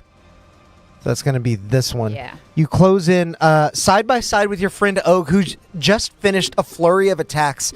The attention of this creature is drawn towards him after seeing the beating that its partner just took. You close on it and see these pulsing brain creatures just waiting right behind the two snakes as you ready your attacks. What would you like to do? Do I have sneak attack? Is Og within 5 feet of that creature? He is not within 5 feet of that one. It's the one he didn't attack. I mean, if you want to engage on that one that I already attacked, it's not bloodied. I didn't, You can do then that? I guess I'll just go for the one he attacked already, Okay. just to get sneak attack. And I'm going at him with my rapier. I'm going to say saying you're right here. Yeah, it is an unfortunate name. It is very unfortunate. 23 to hit. 23 absolutely Minus hits. Maple. As you brandish your sword and drive it through the creature, making a new hole that wasn't there before. Roll your damage. This dog is ridiculous. Yeah, she is. But she loves you. She just popped her head The up. camera's not low enough, but Mabel is in the sweatshirt. She just popped her little head up. Roz keeps uncovering her. He keeps pulling the blanket off of her, and she's like, God. Roz, we love you, buddy, but you Yeah. can be a little shit. So 16 points of piercing damage.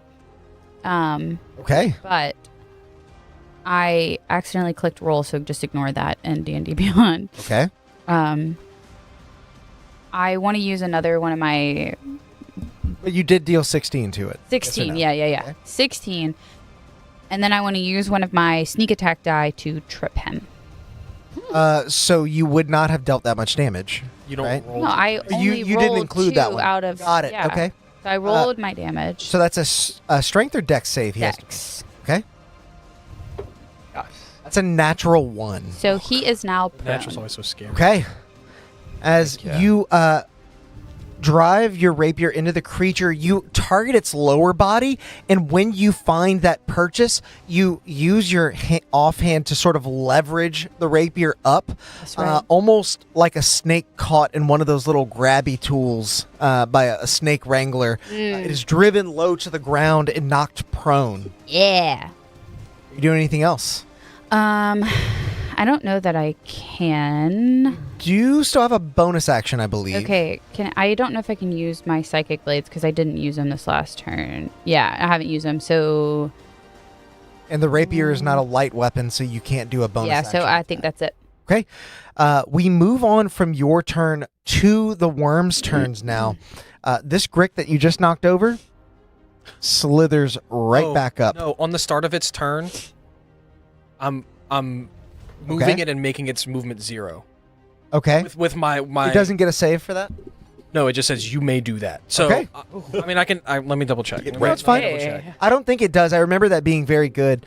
Grim says, I miss hanging out with everyone. Glad I can make it tonight. It does have to succeed. Thank you for the $10, man. Good to see you. You're right. I'm glad you made it too. DC 14 strength. Okay.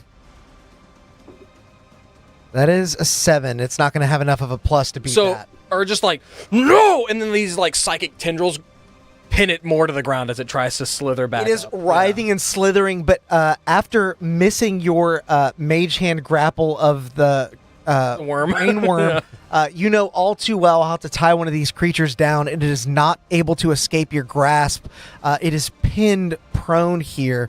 The one next to you is going to close, and yeah, it's going to make advantage attacks on you. I don't think it's going to pass that up. Yeah. I love you, Miss May. Although, Thank you. it could.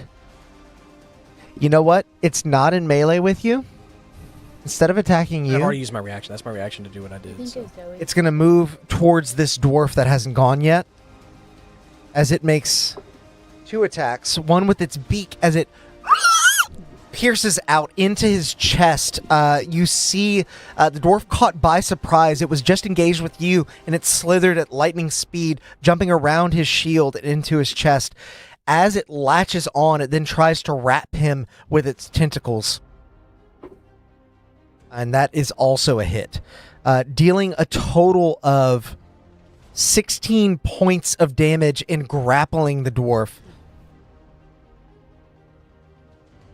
He is absolutely bloodied. He's one of the newer recruits, as you can tell. Can I get a grappled? Yes, you sure can. So, yeah. That's one we all remember. It gets used a lot. It hangs on to the dwarf, and you hear him call out, "Oh, it's got me!"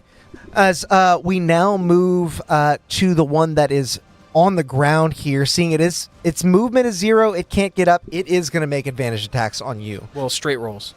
Why? Is it not prone? It is prone. Melee attacks against it have advantage. But I don't think when you make attacks as prone, you have disadvantage. I could be wrong on that. You have disadvantage on attack rolls. Okay, cool. I was wrong on that. It lashes out with its beak first. That is a 16 to hit. That hits. Okay.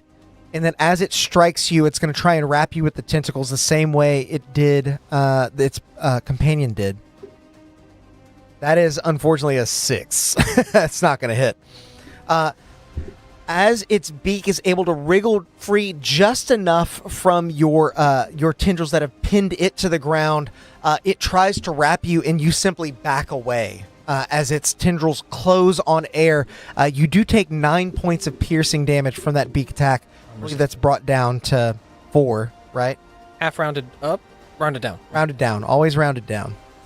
As we now move on from their turns to what would you like to do? So Og is the close. Og is an ally. Is that thing next to him an ally? That's Wisp. Okay, got it. I couldn't. I can never remember what your mini looks like. Apparently, you can't remember what mine looks like. And I also can't like see it with the mace and the ring. Maybe. From There's a lot. Sorry, going on. Og is a huge mini too. No. Don't apologize. I wanted to make sure because I'm about to do something. She's like laying on my neck. I'm gonna come behind Ilsavel Okay. and Gilda. Okay. Elda. Elda. Thank you, because I always go to say Glinda, and I know that's wrong. Glinda the good witch and somebody the good doctor. It's the Elda. And then, Popular. yeah, and then Elphaba comes out of the corner. She's mine. Okay. I'm going to 20 feet. Yeah. The entrance where the hole is, like basically right behind that middle brain dog. Yep. I am going to hold up my finger and go, I didn't have time to do this earlier, and you'll see a small ball that looks like a little tiny sun. I'll cast Fireball. Okay. And I will use a sorcery point. Og, Wisp, and Dwarf boy. that dwarf boy will have like a shimmering cloak pop up around them, and I'll have use careful spell on them. Okay. So Dex saves for the rest. A lovely little AoE spell. Ew. Not a lot of people have heard of it. It's called Fireball. It's not common. I think it's really underrated. Yeah, not a lot of people use this one I actually. just came up with it right before. Very impressive. Thank you. The Gricks are going to try and save first. Thank you. It was very impressive. The one nearest the dwarf fails. The one on the ground, I think, has disadvantage because of prone. I don't know if I told you this. The I brain can worm double did say check. I was extraordinary. No, just on attack rolls. Oh, geez. Conditions, am I right? So straight roll on that one. Yeah. That's an at one anyway. Yeah. So they both fail. Then the brain dogs are going to try and save. Do you want me to just roll? It's just one roll. one damage. Just roll damage One once. fireball. Yeah. The first one going top down fails with a 3 on the That's some die. High numbers, baby. 18 on the die will succeed for the second. And I'm going to have to look up the stat block because that is a 15 on the die. Does it have negative dex? Better. I think that still saves from yours. Does it not? 15? 15 flat. Oh yes, 15 is the save. Okay. Then the two nearest me save, and the 2 Gricks fail as your fireball erupts, almost spewing out of the hole where you've placed it, like a volcanic eruption. You see even more debris flood the chamber as the smoke clears. The Grick on the ground, I imagine, is toast. The one standing in front of the dwarf, grappling it, is nearly seared off of his form. And the brain dogs have been damaged heavily as well. How much damage exactly are they taking? 34.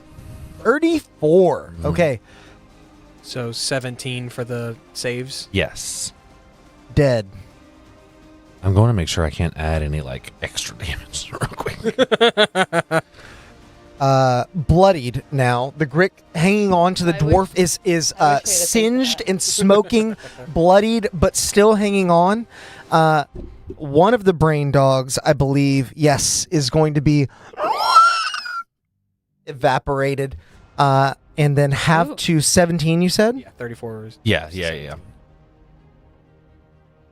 I think it's actually 27 is half. Oh, right. Yeah. Oh, I thought it was 31. The other 2 are bloodied but still standing, as they assess you now as a very high value target after dealing so much damage to them.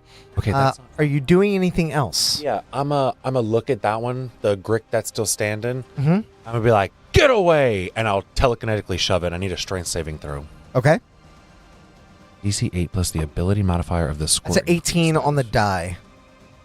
think he's gonna save. What was his It's intelligence? basically your spell save DC. Wait, what was it? Yeah, 18? 18 on the Oh, die. yeah, it passes. Yeah. What's you said? An int save?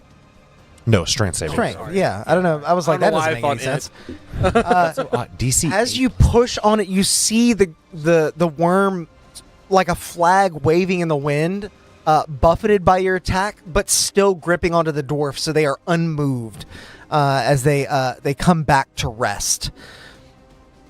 We now move beyond your turn to the warriors of Maldan.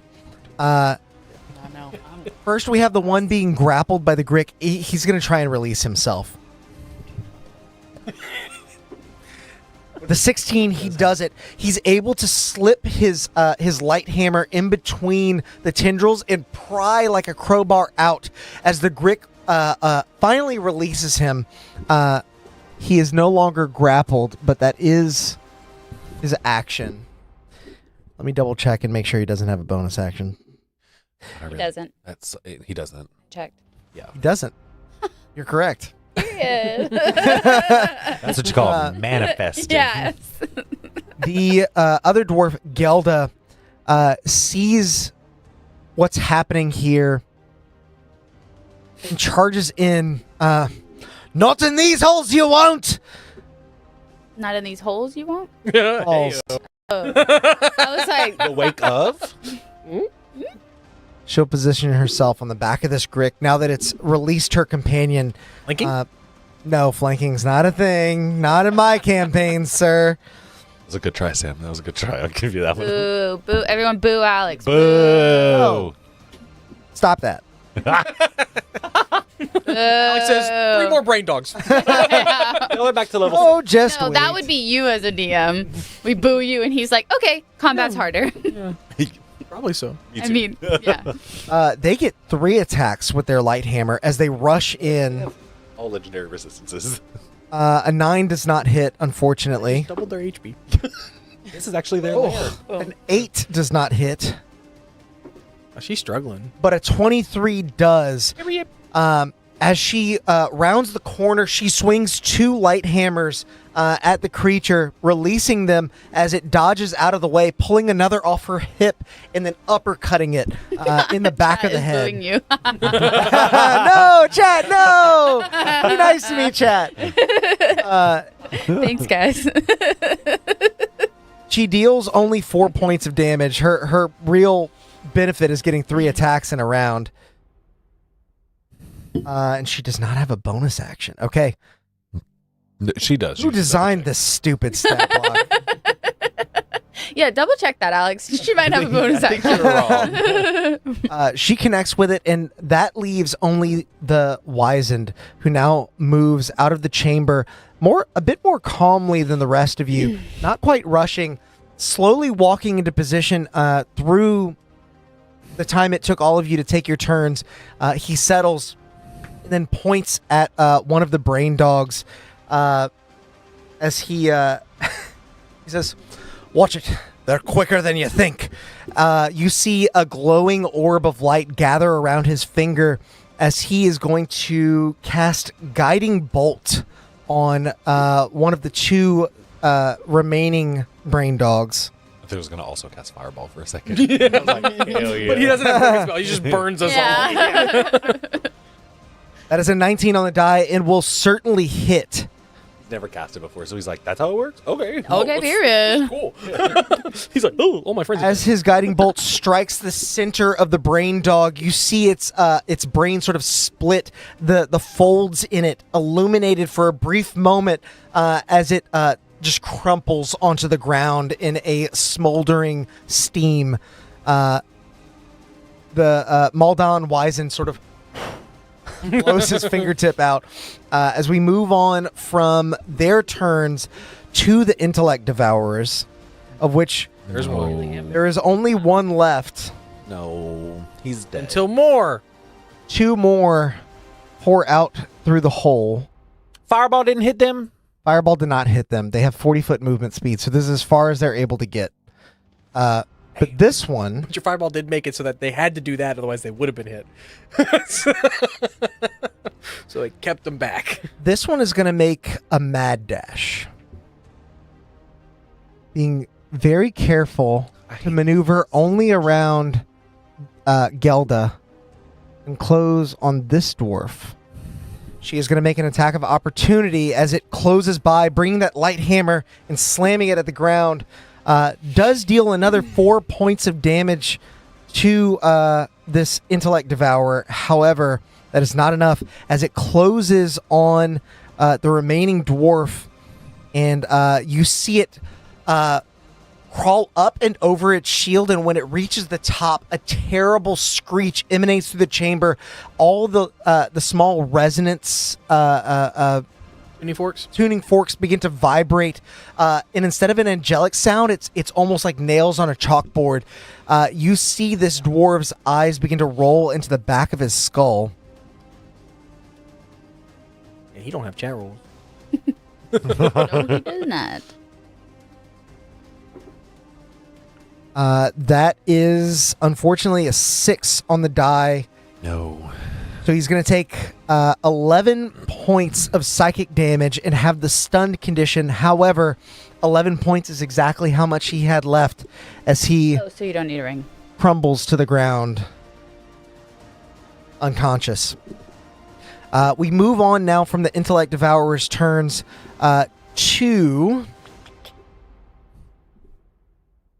Amar and Ilsevel. Oh my god. I'm telling you, like, you could be last. 6 isn't terrible, but I was yeah, just it's looking, not and I was high, I like, guess. man, why is Tilda so far away? And I was I'm like, gonna be honest with right. you, Amar ain't doing shit right now. Ilsevel will take tired. the dodge action, as she so often has, and she's backing away from this danger as Bitch. these. I mean, honestly, she's that is only the got most 9 hit useful points. thing she can do. Yeah, true. She's not quite leaving the room. She doesn't. She wants to be able to jump out and help if she gets the opportunity, but she is backing away from danger, understanding her role in this party is to stay safe. She doesn't want to be a hindrance. As we now move to Tilda. All right. Oh. What's your movement? Well, I don't think I'm gonna move. So I have 2 attacks per action. That means I could shoot my crossbow twice. You absolutely could. So then I think I want to move some, but I don't want to move. You close to things? Yes. Like Right. right here, I feel like is like enough to be an eye shot of the brain dog. Yeah. Mhm. Okay. She's gonna move here, Okay. and then Get eyes on that brain dog. Yeah. She's already pretty low to the ground, but it's gonna kind of squat, like Take him aiming at the ankles. the brain dog. Okay. You round the corner with your massive crossbow. It Her looks hope even is, like, to shred larger in your hands. It houses a silvered bolt. The 18 hit. An 18 Hell yeah. absolutely Hell hits. yeah. Which Worth brain the dog wait, are you actually. targeting? This one. The one that's been hurt? Okay. Yes. Which Yeah. one got hit with guiding bolt, or did that die? That one died. Okay. So 2 more came through the hole, This is but the only one that was right, left yeah. that was hit by your fireball. Yeah, I couldn't remember if it was the one of the 2 that came in, or one of the So then it said already dead ones. so 10 damage, right? The Yeah, G10. plus 1. Yeah. Yeah, so 10 damage. okay. With 10 damage, you're able to do the creature in. It is Nice.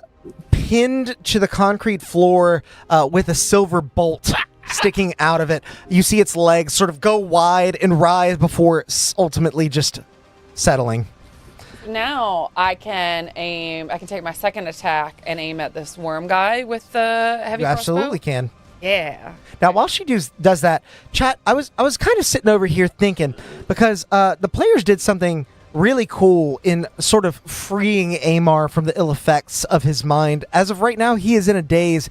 But I would like to let you all know that I have changed up the way that our bolster system works from our other campaign. And as of right now, if you give Amar encouragement, any message that has Amar in the message will give him encouragement. And after he receives a certain amount of encouragement, he'll get to do stuff. So you may be able to give an extra combatant to this combat. Amar's AIMAR? Yeah, AIMAR. There's no spell check on that. I did not have time to implement that. 22 to hit. Okay, that hits. Another 10 damage. Hell yeah. boy. Unfortunately, that is not enough to bring it down, but it brings it close. As the silver bolt, it turns at the last second, seeing the brain dog felled in front of it. The bolt sinks into its beaked mouth, shoots out the other side, and you can hear it sort of half gasping and rasping for air. You can push it as part of the crossbow, too. Yeah, with your weapon mastery. So you can push it 10 feet further away. That's a free thing. You just get to do it. Just because you hit it, you get to just do say that. you do it. Yeah, sure. So I get to take attack of opportunity. It's not engage with you. That's a different one. It also And can't, it's not you voluntary can't, movement. Yeah, it has to be voluntary. I always forget that it has to be voluntary. It's tricky. Who said that? As the bolt snipes Fortunately, through the the creature's DM mouth, flew. it tumbles end over end, 10 feet back as it stands back and begins to hiss as best it can at you. Are you doing anything else, Tilda? Only listen to my racks. I can still do something else. Yeah, if your bonus action. You have a bonus action. Use my racks. I don't know if there's... You could second wind, Don't I come think. back for us, Didn't but take any You damage. technically have action surge unless you used it. Hey, You chat. might have used it last time. Amar is A-Y. AI. A-I? A-I-M-A-R. Oh, don't listen to me then. You do have action surge. It's wrong. not a part of your bonus actions. If you scroll all the way down. Yeah, of course. Oh, because I have it. It's a- Of course we're wrong. All the way down. That's what action It's surge been is. AMAR It gives in my you- notes, Except- so don't I'm ever gonna, search. yeah, but I only AI. get that It was once until my AY. next short rest. Yeah. Yes, but Correct. that would give you 2 extra attacks because you get a whole action back, so you get to attack 2 more times. If you want to use it. Oh yeah, don't then have let's to, but if you let's want, do yeah. it. Let's it rip. go after. Oh, I'm right, using the heavy yeah. crossbow again. Can I still? I can't see. Can I? You can absolutely still see it. What's the range on the heavy 100. cross? Yeah, you absolutely can hit it from that distance. 7. Maybe you can't. On the crossbow? It's a Oh no, it's a plus 4. 4. It's a 10. 10 still is not going to hit as it's driven back and now aware of your position. You loose another bolt as it slithers to the side. You hear it clash across the wall. Sparks fly in the distance. The dwarves don't keep this chamber very lit. They have pissed dark that I missed vision, him. so I'm aiming at his mouth. I love our chat so much because you just said to 18. put AMAR in there, and all of them are exclamation point bolster AMAR. you don't have to use bolster anymore. You don't have to type any message with Amar in it. Will work. We got did it. bolster Yeah, got it. Omar as well. Oh, thanks, Omar. From Super Smash Brothers? They fixed it. I just thought 18 it to was hit and 9 damage. Okay. As you see it reposition, you adjust with your crossbow, pulling it back another notch to fire it. Normally, this would be for a long-range attack, but you know you need it to be speedy in this moment. And so even though there's a good amount of kickback that almost drives you 10 feet back, the bolt does fly through this room full of allies, finding purchase in the gut of the creature as it slithers and writhes before crumpling onto the ground in a heap. Hell yeah. Yeah. Nice. Good action surge there. So as your turn comes to an end, I know it's a little early and I just told you guys about this, but I want to see if Amar does anything. I'm going to close the bolster here for a second. Let's see what happens. How much bolster you guys give him? Good bit. 8. 8. Amar, I thought it was AY. this is a roll. The DC is very high. You guys are giving him a straight bonus to it. Does he get an additional +8? That is a 15 on the die. You guys gave him an 8. The DC is 25. Oh. It's going to be really hard to do this. 3. Yeah, with the +8. Yeah. It's going to be very hard to do this. He is rocking and rolling. I will Close, say though. That was really he's close. no longer prone. He'll stand up with that much because you guys got close in a short amount of time. I'm going to reactivate it, and you guys can start the process all over Us in again. the chat have figured out coordination. You've got it. Especially after the last Hey, yeah, main there's campaign nothing that session. can beat us Yeah. anymore. Og, you turn to sort of inspect your patient. Even in your rage, your mind is reeling. You see him standing, almost moving zombie-like, his body worn thin, but understanding the dire need for his services in this moment. He begins to shamble towards the door. We now move back to the top of initiative with your turn. Wisp, you're on deck. What would you like to do, Og? First off, since I'm on the top of initiative, I would like to give Wisp since she's up here with me. She's up here 4 with you. temporary hit points as some of that psionic energy begins to leach over to you. Morgan, you do have 4 temp hit points as a result. Thank you. Then he's gonna like you said, because it's psionic based, I feel like his is a little bit more of like a calm rage, but he's still breathing heavy. He looks at Amar and then he looks around. He's like, "Oh, everything else is dead." And then he's like, "It's just these two," and he's gonna run up to the dogs and start swinging on Okay.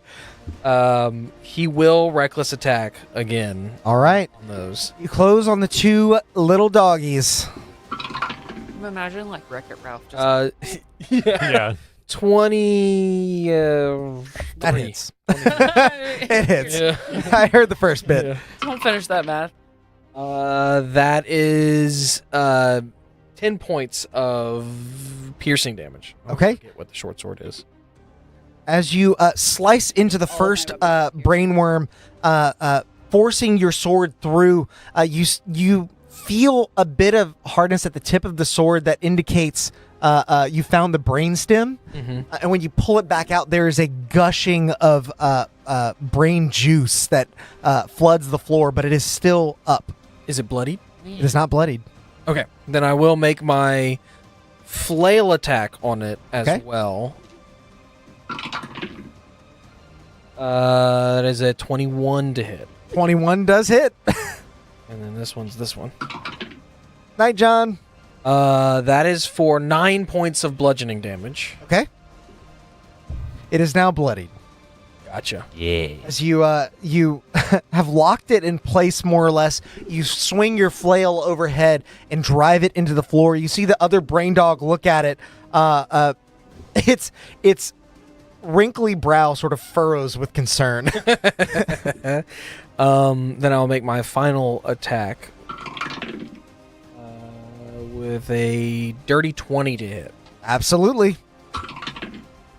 And that is only 5 points of slashing damage because it's part of my bonus action attack. Using your scimitar, sort of pushing it off of your flail, it is driven back from you. It is nearly crumpled, but still standing. It's still standing. Okay. Yes, it is. That's all I can do. Unless I get even though I use my bonus action as part of my action, I can't use my bonus action to regular attack. No. As well. No, you can't do that. There was some theory crafting around that, but no. Yeah, no. You were replacing the attack that you would use your bonus. Yeah. We move on from your turn now to Wisp. Wisp, Ogue is just giving you some temporary hit points before rushing into the fray and nearly driving this first brain dog into the ground. What would you like to do? This is not the same thing I attacked in my last turn. No, it is not. All of that stuff is so dead. I don't have advantage. No, you do not. That's what I was hoping for. Yeah, I'm going after the brain dog. I was just trying to see if I could. The same one he attacked, or okay? He's within 5 feet, so I'll get sneak attack. He's within 5 of both of them, for what it's worth. I am within 5 of both of them. And this one is like on death's door. So like if you going to be doing a lot of damage, then you may want to attack the first one. Let's see. A little bit of strategizing over here. Strategize. Nick lets me do 2 attacks. But does it have to be 2 light weapon attacks? Yes, but does it have to be on the same target? No. Then I'm going to use my dagger. Okay. And Oh, wait, I have psionic blades. You do. I can do that. Use those. They're cool. Yeah. Okay, I'm going to go after the one that you hit. Okay. You round the side of Ogue. 23 to hit. 23 absolutely hits. Is this a ranged thing, the Sonic Blades, or no? It's new. Close. Okay. It can be, but Yeah, it can be, but it doesn't have to be. you round the side of Ogue, seeing this brain dog sort of cowering backwards. Max? No. I just rolled 4d6. Mhm. 3 of those are 1s. Okay. Oh no. So 5, 6, 7, 8 plus 4, 12 points of Well, the good news is you didn't need psychic much damage. Okay. Psychic damage. Hang Psychic on damage, yeah. Because it's my psychic blades. now. Okay. So as you drive your psychic blades that you conjure from thin air, almost pulling like a piece of hair from your temple before gathering that energy and stabbing it into the creature, You've seen how things react to this. This creature does not seem as phased as others, but it is still driven low. So you do fell this brain dog, but you come to understand that they are likely resistant to that damage type. Is my sneak attack is actually 46, not 3d6, because I leveled up. So 2 more points on that. But it's the same type of damage. Insult to injury. It's the same type of damage as my attack, right? Yes, always. Yeah, it's all psychic. So then I will use my bonus action, Psychic Blades, to attack again. Okay. Closing in on the second of the 2 brain dogs. I don't get sneak attack because I already did it this turn. Correct. That is how that works. Say lame. 13, huh? 13 does hit. Oh, but I also have a feature. Oh. That is new that I need to use so I remember I can do it. Mm-hmm. Is it evasion? Reliable talent. That's for skill checks. or tool proficiency. Mm-hmm. Okay, never mind. Very useful. Yes. Absolutely cracked ability. Yes. But not for this. Not for this. Okay, and then that's 1d4 plus 4, I think. That sounds right. Yeah, I'm just going to roll it because my sheet is frozen. Thanks, D&D Beyond. Whee! 1. I think it's plus 4, so 5. Need some D6. I have to 2. Oh, that was a D4. Oh. Psychic. All my dice suck. This one's the only good one. They're tired. As you drive your psionic weapon into the creature, you feel a subtle vibration leach through it, up your arm and into your own mind. As you hear it call out, "Oh yes, we'll remember the taste of your thoughts." It is not nearly as harmed as you would hope after attacking it in this way. As we move beyond your turn, you expect would be the next to go here, being that the Gricks are all felled.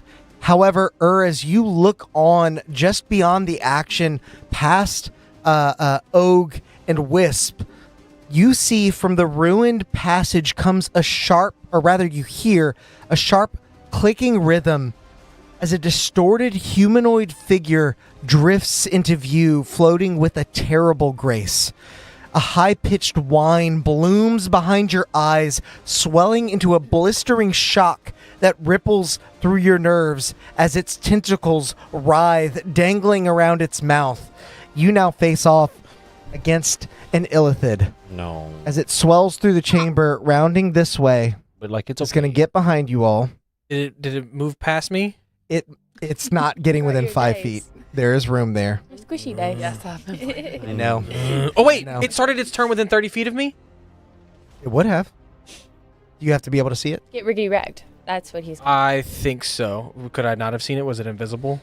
It wasn't invisible. I'm going to say make a perception check because it was stealthed. Let me double check that I have to see it. Yeah, okay. Perception check. Yep. Is that one of the ones I can make? It is one of the ones I can make with strength. I know that because I just looked it up. So I get actually a pretty big plus to this. 17.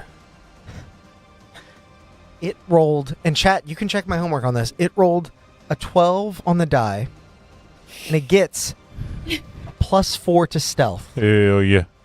So your 17 just barely beats its 16 as it does, you do see it before anyone else, and it does start its turn within 30 feet of you. Yeah, so I see it starting to writhe in. I'm going to use...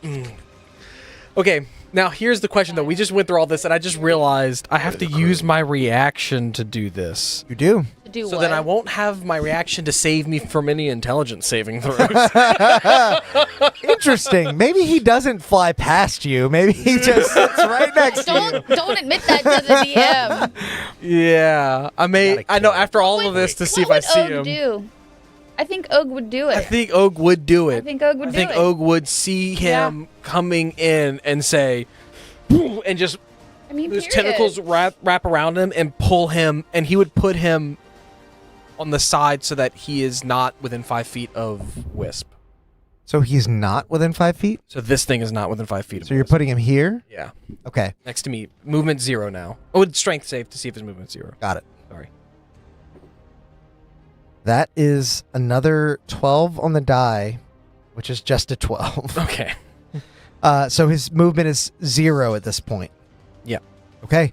As he is now positioned here next to you, not close enough to Wisp to make a melee attack, he turns. Struggling only delays understanding. You feel that hum in the back of your mind, and instead of his ire being directed there, he turns to face you, Wisp, and Gelda as he emanates a mind blast in a 60-foot cone.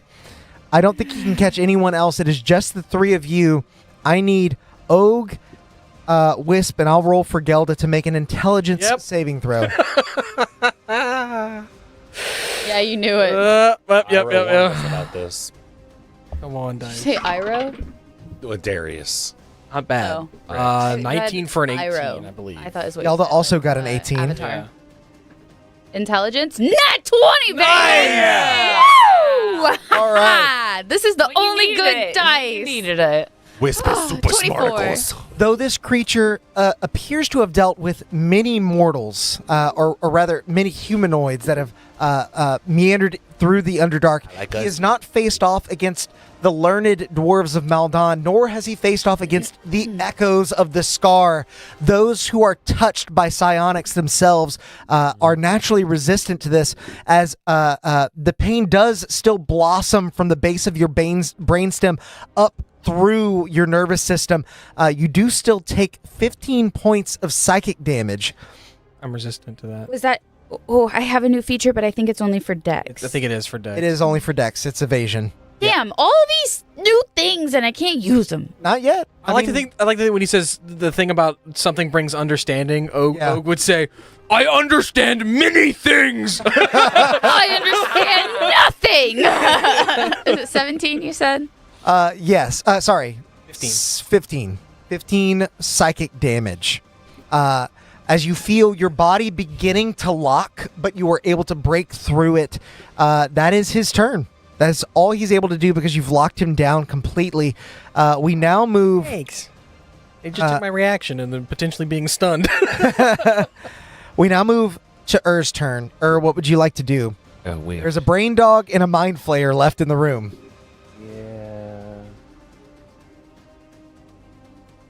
Yeah. Yeah, you want a close look at this guy? It's been their body. No. Oh, sorry. Paint job is awesome. Thank you. That's a mini I've had for a long time and actually never got to use. It's like evil Squidward. Honestly, As opposed to I think handsome that looks Squidward. really fucking cool. Doesn't he? Yeah. You want a brain worm? Illithids are pretty dope. I mean, maybe. Whoa. I can be this. You could be like a then. tiny little version of Is she that. rolling persuasion if we try to use her as bait for that? She's like the girl on Demon Slayer where she's like, I'm a good brain dog. I promise. A very rough path for her. She saw all her friends die. She's honestly She's like, over this it. seems like a good life to me. What are you thinking, I'd nothing because I can't protect them if I put it there.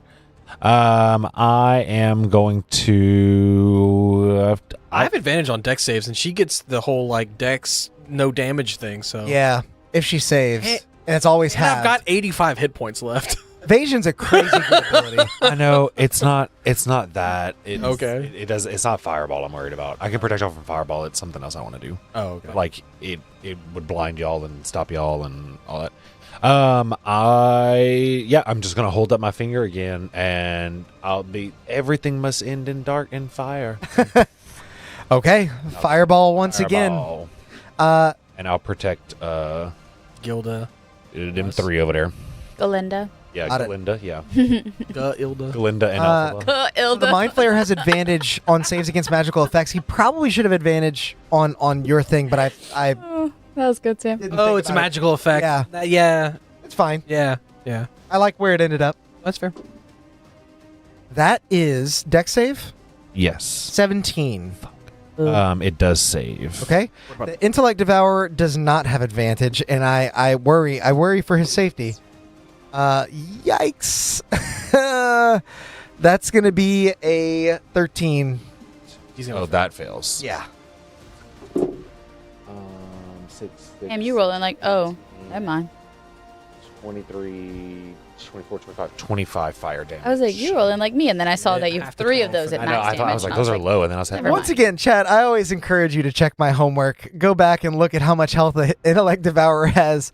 It was dealt 2 damage before this, and with 25 points of fire damage, it has 1 hit point left. no, get wrecked. As your fireball erupts in the corner of the room once again, the Illithid's robes are partially singed, but it pays no mind. The glistening moisture on the edge of its tentacles is wicked away, but it locks eyes with you, and you hear in your head, Your violence is so primitive.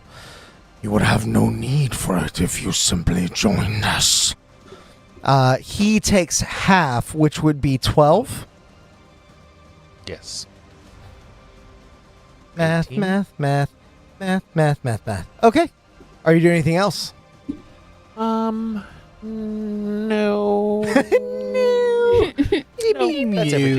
How about new? Okay.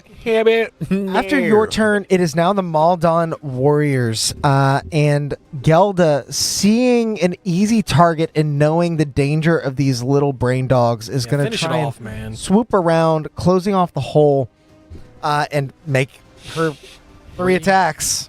They don't do much, but they don't need to. That is a 9 plus 4, which hits. Dead brain dog. That is a dead bread dang dog. bread dang dog. I think that's what you call a purebred Great Dane. A bread dang A dog? bread Dane dog. Bread dang dog. Can I pay that bread dang dog? As Gelda rounds the corner, using the crumbled wall here to sort of lift herself up, hurtling and bring her light hammer down into the creature, you see sparks scatter as brain matter does as well. She lifts her gaze then to the Illithid before her, and she begins, instead of closing on him, I think she's going to throw 2 light hammers at him. That is a natural 20. Woo! On the first. And a 5 on the second. That's not going to hit. But with a natural 20, her damage is going to be still fairly low, but something. Better than 4. Mm-hmm. It's going to be 6. There we go. She deals 6 points of damage to the Illithid, who is more or less conked on the side of the head. His tendrils sort of recoil for a second, and he looks, and there's an ire behind his eyes, but his body doesn't seem to react to that. It's ever elegant, ever floating and flowing. As we move past her turn to the Maldon Wizened, is he going to do another guiding bolts? Guide us, Wizened. Yes, wizened. Perhaps this will help. As he... Can he heal Amor? Can he? Or heal his used- fallen ally. He used guiding bolt. He has some light-based knowledge abilities, but he doesn't have, like, healing per se. yeah, that's fine. So he is going to... He's bright, but not smart. Yeah, exactly. Not blessed. Pyraxis hasn't met him yet. Yeah. Ooh, but he does have this other ability I forgot about. He's going to, once again, sort of levy his finger.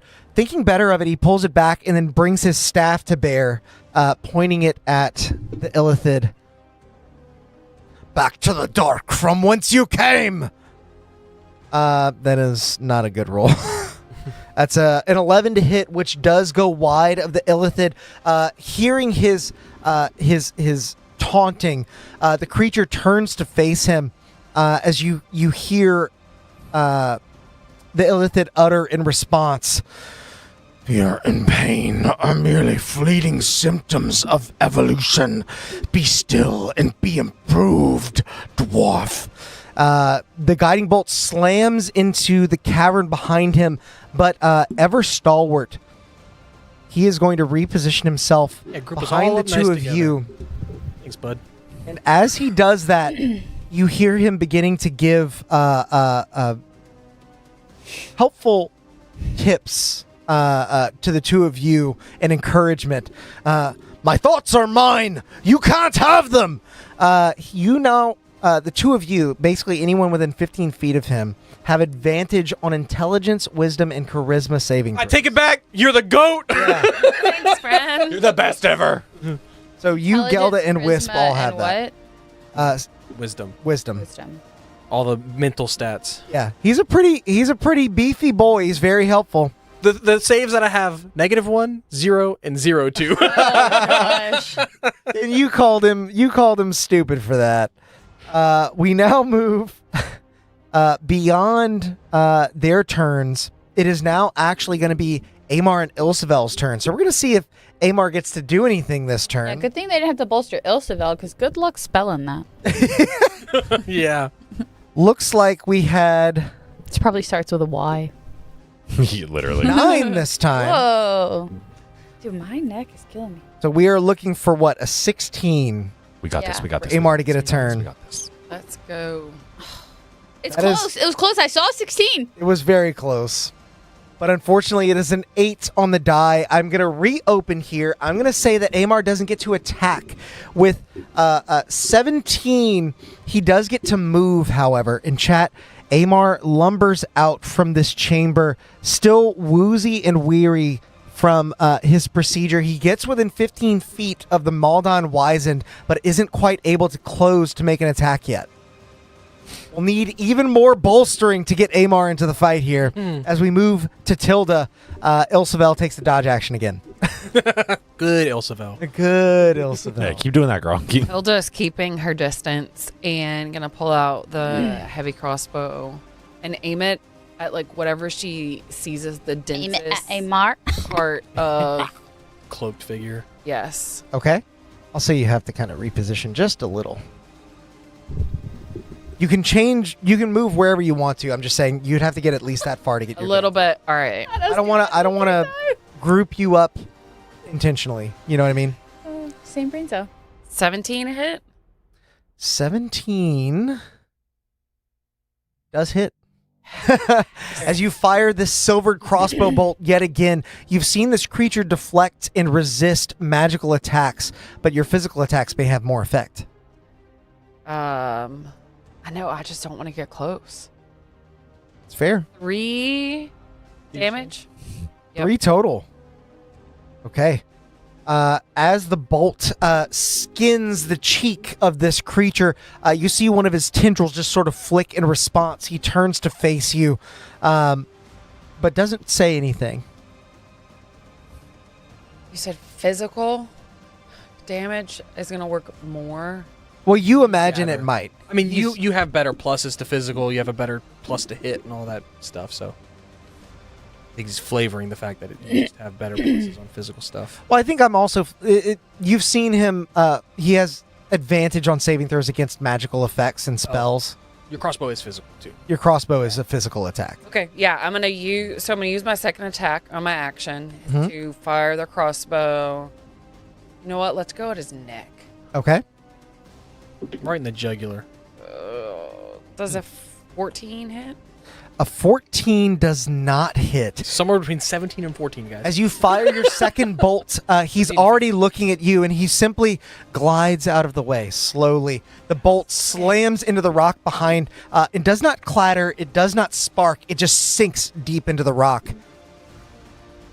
And then for my bonus action, I'm gonna do a second win. Okay. Trying to get a little bit of healing. That heals yourself. Yeah. Yes. Okay. Yeah. I mean, She I've was got some damaged room from, to I think, the go. last I do. combat. I started. Yeah, and he. I mean, I don't know how long he's gonna be around, so I would rather. 2, 7, 9. That's my turn. Okay. As you steady yourself after seeing this imposing foe barely blink at your first shot and dodge out of the way of your second, you steady your breath and allow yourself to almost like a warrior in the heat of battle, pounding against the wounds and trying to get them to clot in a way that allows you to continue your fight. We move past your turn, back to the top of initiative.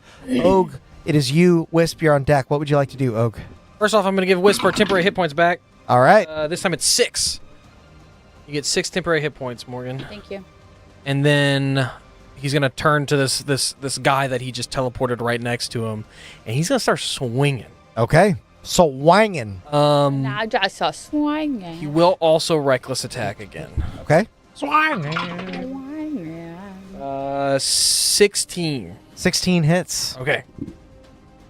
We're narrowing the gap. So between 14 and 16. That is 10 points of piercing damage. Okay. As then he's going to bring the flail down on him. As you connect with him on the first attack, you see him turn and begin to say something. What's your second attack? Another 16. He turns and begins to say something, but you're already levying a second attack before the words can enter your mind. 7 points of bludgeoning damage on that one. Okay. And then the last one is another 16. A 10 on two different dice, but yeah, another 16. That also hits. That is this. That is 6 points of slashing damage. Okay. As you are finally done with your flurry of attacks, the creature, not yet bloodied, still was almost driven to the ground and begins to sort of float up in front of you, confidence oozing from their persona as he calls out, a fascinating deviation. Og is gonna just smile at him and back up. I mean, he's gonna leave, but he's still keeping eyes on him, and he's gonna back up, staying within 30 feet of him. Well, he's gonna take an attack of opportunity on you. He has a straight roll because I sapped him with my flail. If I cut his arms off. Okay. I sapped him with my flail, so he's a straight roll to hit. He didn't even listen to me. And I was like, wait, what are you doing? I was like, damn. With his tentacles, special he lunges at you, seeing you trying to maneuver. He hangs on the last word he said, deviation. As those tendrils wrap around you, you take 22 points of psychic damage. Okay. And you are grappled. Oh, okay. That's fine. So then I stay there. You stay within range of him, and your movement is 0. You being where you're from, I will allow you to make either a nature check. See what you know of these creatures and their attack habits. May I have a grappled ring, please? That's going to be a big old fat 12. Okay. You've heard that these creatures are dangerous. You don't know what exactly makes them dangerous. You've seen them deal quite a bit of damage. Perhaps that's what it is, and maybe you don't want to be as close as Og is. Oh, hang on. Excuse me, Og. You are not only grappled, but you are also stunned until the grapple ends. Because I took the psychic damage. Yes. Just because he hit me. Correct. Fun. He gets one. He does not have multi-attack, so opportunity attacks are very dangerous. Gotcha. This is not. I'm no longer raging too.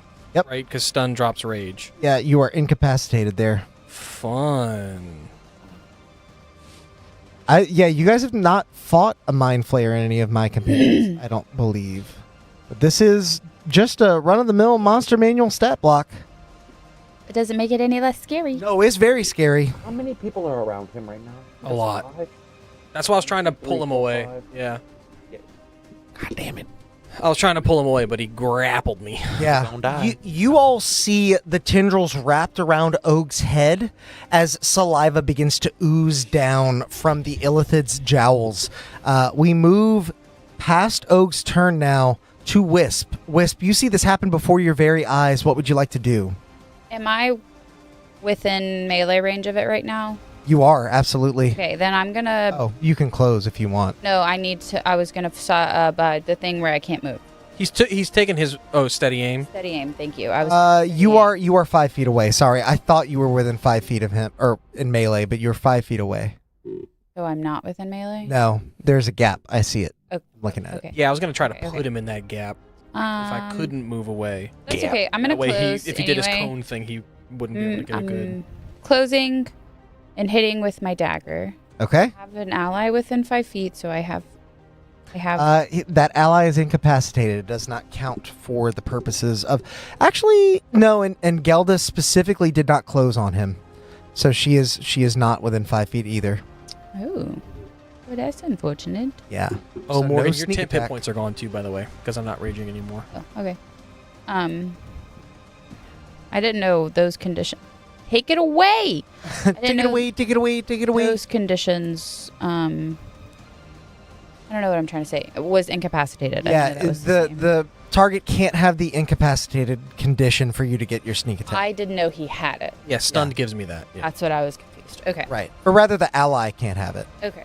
I misspoke. So then I'm going to just roll. Okay.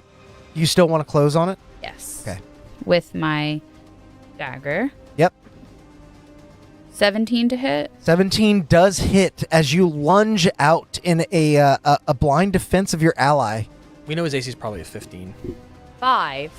Okay. Rolled another fucking 1. He takes 5. All right, and then I'm going to use the second attack, and I will have advantage on this. Yes. Yeah. Because of Nick. Vex. No, it would be Vex. You would need Vex to get advantage on the second attack. You would have to have had to. Are you using your psionic blades? No, I was using my dagger because I thought that that's what I needed. I would have used my rapier to get Vex. Then you can't make a second attack. Yes, she can, because using the Nick as the second attack. No, I don't have Nick understand. on the rapier. Rapier is not a light weapon. Oh. Do bonus action So attack. I will just use my dagger and do bonus action attack. Okay. For that one. That one misses as soon as he spies your presence. Damn. His mind is consumed with the creature he is grappling, your friend. Mm-hmm. But as soon as he feels that pierce of pain, he instinctively moves to the side, and you slash at only robes that sort of skirt. Bonus action, disengage. Okay. He doesn't have a reaction, so you don't have to do that. Yeah. I am getting away from him. So however I need to do that. Where you want to go? Like 20 feet away. Like here? Yeah. Okay. You slash at him with your dagger, and as he begins to sort of turn around, maneuvering out of the range of your second attack, you hear in your head, This is a mercy, whether you recognize it or not. and you feel a deep sense of dread enter your heart that drives you away from this foe. The fear still resides there for your friend, but there's not much you can do about it for now, as we now move to the Mind Flayer's turn in earnest. Uh-oh. Now, I'm going to tell you guys this, and chat, you probably already know it. When a Mind Flayer has a creature grappled, Oh, yeah, no, it's not good. it's very bad. Yeah, it's very bad. You are stunned and you reckless attacked, so he has advantage on this attack roll he's about to make. I want to see if he gets his recharge first. Yeah. He does not. Yeah. He had advantage in multiple different ways. As Og is incapacitated, what do you think he's dreaming about right now? What are his thoughts? Probably about his friends. Oh. We only just met them. Yeah. Well, he doesn't have many, so you guys are kind of his best friends. Oh. Luna Chat. vibes. Yeah. I still haven't installed a dice cam, but I can swivel this camera around for you That all one. to see. I just rolled with advantage. And on the die, it is a 4 and a 7. This creature... Oh, I'm so sorry. This is a saving throw. By me? This is a saving throw by you. It is a Ah. Constitution saving throw. And that's not one of the ones I get advantage on from Home Skillet. No, it's not. It is not. So, chat, belay that order. I thought we had staved off... You thought it missed. yeah, I was hopeful that it did. Do nail polish change colors? 17. It's just like the light. Oh, it looks really cool. Og, as you dream of your friends, you feel a piercing physical pain at the crown of your head. Something enters and you feel it beginning to pull out those dreams. One by one, your friends begin to vanish. But in that moment, I'd like to know what you do to resist this. Much like his rage, he can put that psionic shield around things. Like, I think that's what he would do. Like, as he... I would like to visualize it like his friends are being, like... Pulled away? Pulled away, like if you think about that scene in Harry Potter whenever they're leaving the bowl of memories. Yes. And that all the things start to wisp up, and he, like, tries to psionically shield them from being wisped away. Og, you are still stunned. You are still in this dream state. But as your friends are being pulled away, the ones that you fought so hard and only just met, you are able to keep them here with you as you instead take half damage. You do succeed. You take 27 points of piercing damage. Oh, bullshit. I would have rather it be psychic. I'm actually still resistant to that. Are you not resistant to piercing? I'm not raging anymore. Oh. Damn, that's Boo, true. the DM. Boo. I'm still stunned, though. I thought I was stunned until the end of his Tomato, turn. tomato. You are stunned until the grapple ends. Oh. Get me out of it. Whatever Whenever you guys help him escape. Other creatures can use an action to help end a grapple. This particular grapple has a specific escape DC. Punch him in the face, Ashley. You have to beat either acrobatics or athletics I'm check. not moving from my corner. Who's nearby? I would say none of you are close enough. We better be bolstering aim But you certainly feel an odd slurping sensation at the back of your mind. You thought you were able to escape the aberration shenanigans with the mind worm, but this is far worse than that. I love when chat starts booing you. Hey, come on, Chad, come on. Hey, I need somebody on the monster side here. Come on. No, you don't I get always that. beat my baddies. You don't get that. Get that privilege. That is the Mind Flayer's turn. It is now your go. What would you like to do? Is the Mind Flayer, is he bloodied? He is not bloodied yet. Okay. I have a question from the chat real quick. Yeah. Would the mage hand trigger a sneak attack for me? Would the mage hand trigger? No, it's not an ally. Okay. No. Worth a shot. Sorry, I just had to parse through what you were Yeah, asking. worth but a yeah. shot. It was in the chat. I appreciate the idea, and there are some schools of thought that you can do a bunch of cool things with mage hand, like distracting people by draping a cloak over it and like tying people's shoes together. Just. It requires a lot of shenanigans. You're not going to Appreciate get. How do you maybe if tie you a shoe with present- one hand? Okay, I made a video on the best uses for mage hand, and I mentioned that, and there were a bunch of comments exactly like that. And I looked up a video about tying a shoe with one hand. It is possible. You I can don't learn say to that do it's it. possible. It's just like if you've never practiced that. Yeah. I'm like, I how? had a great grandfather who only had one hand, and he could do anything. Yeah. I've seen him peel crawfish one-handed. I've seen him tie a shoe one-handed. That man could do anything. I'm telling you. Count to 10. Insane. He could count to 10 one-handed. Of all the He did the same one twice. He did have a fake hand, so he would use that one to count. He can count to 10. You'll see probably starting to get frustrated and a little freaked out that Og is being like manhandled by this thing. Oh, and absolutely. How strong Og is. He'll probably begin to panic and start out loud being like, "Listen, I don't know what you are in our brains, but you need to help us now." And as he says that, I imagine the Mind Flayer feels like a weird sensation as you see, and another Mind Flayer appears behind him. I cast Summon Aberration. So I am concentrating now.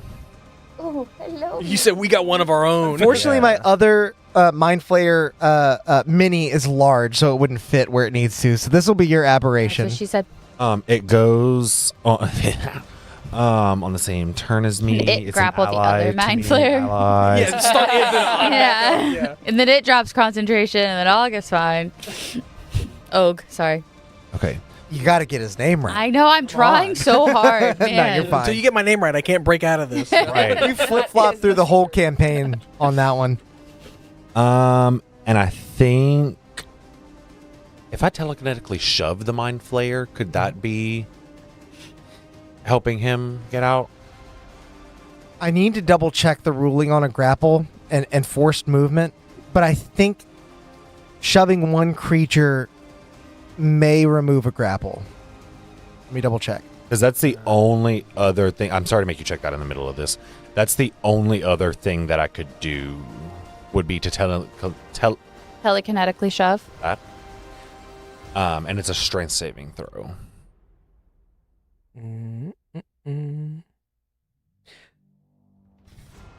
The grapple condition automatically ends if the grappler has the incapacity condition, or if the distance between the grappled Yes. and target. That's what I thought. I wanted to exceeds the double check. grappled's That range. is true. Yep. What's the grapple's range? I mean, it's within 5 feet. Yeah, we presume That's 5 feet. that's normal. That's normal Melee range for a range. grapple. So if I push him back 5 feet, it would not end There would be a grapple. 5-foot gap between us, so yes, it would. Okay, I need a DC 14 strength saving throw Okay. from the mind. And for Well, the would he record, this not is go a with magical you? effect, so it Would does you have not go advantage with him? against the save. That's not how this Okay. is worded. Yeah. Strength, you said? Yes. Chat, I am going to show you these once again. Oh, I'm so sorry. no. Yeah, I'm within 30 feet, right? Yeah. Yeah. Yeah.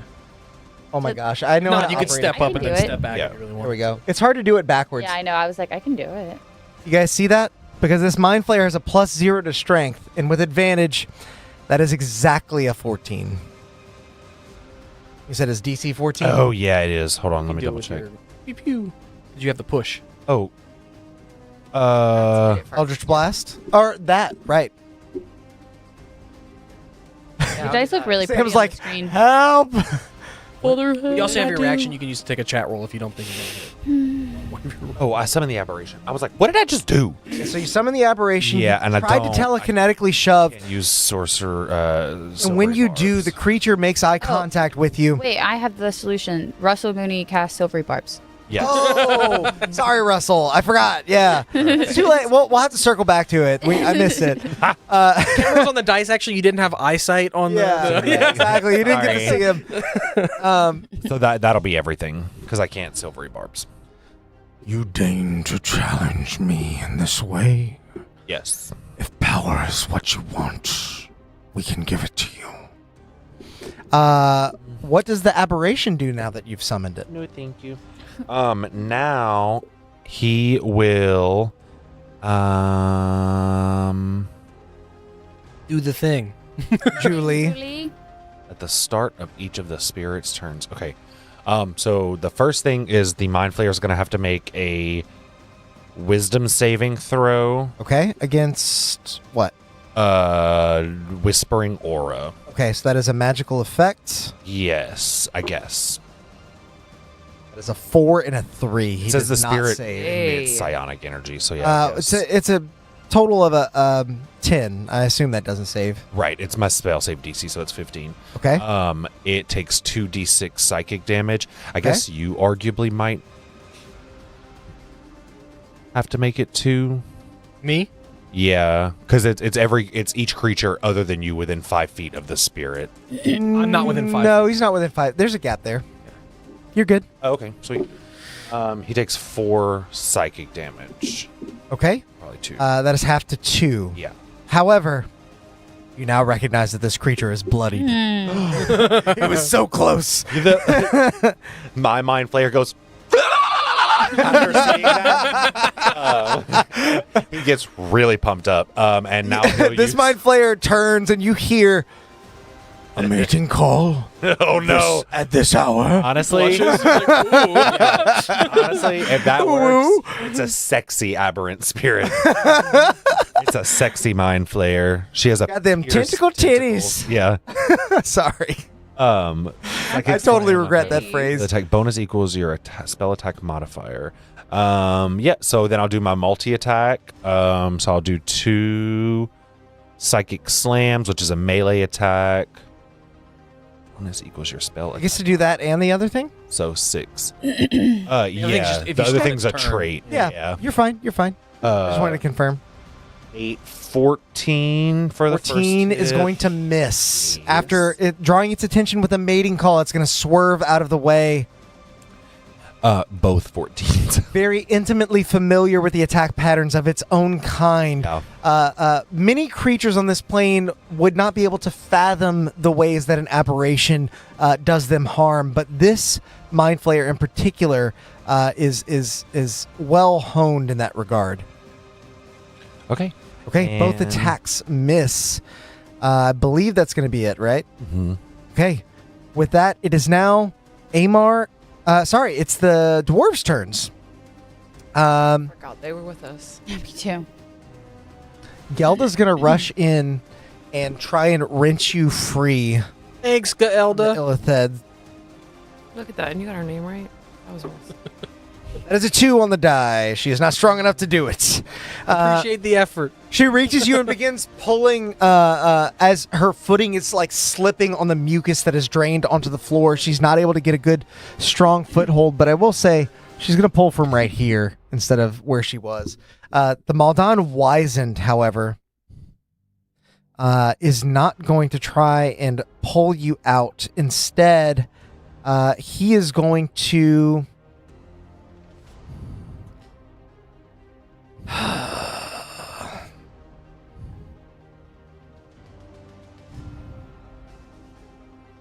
He's going to hedge his bets with his war pick. He's going to make 2 attacks with it as he actually does close in on the creature. Uh-oh, Raggy. He puts his staff away and makes an attack roll. That is a 10 on the first roll. It's a second 10. 2 5s in a row. As he swings with the war pick, hoping to deal enough damage that the creature would have disadvantage on any future attacks, he instead swings wide, swinging low first as the creature levitates, and then swinging, letting the momentum carry around his body and trying to drive overhead. The creature spins you in front of him, and his war pick halts mere inches from your body, Og. You see the rest of you rather hear the wizened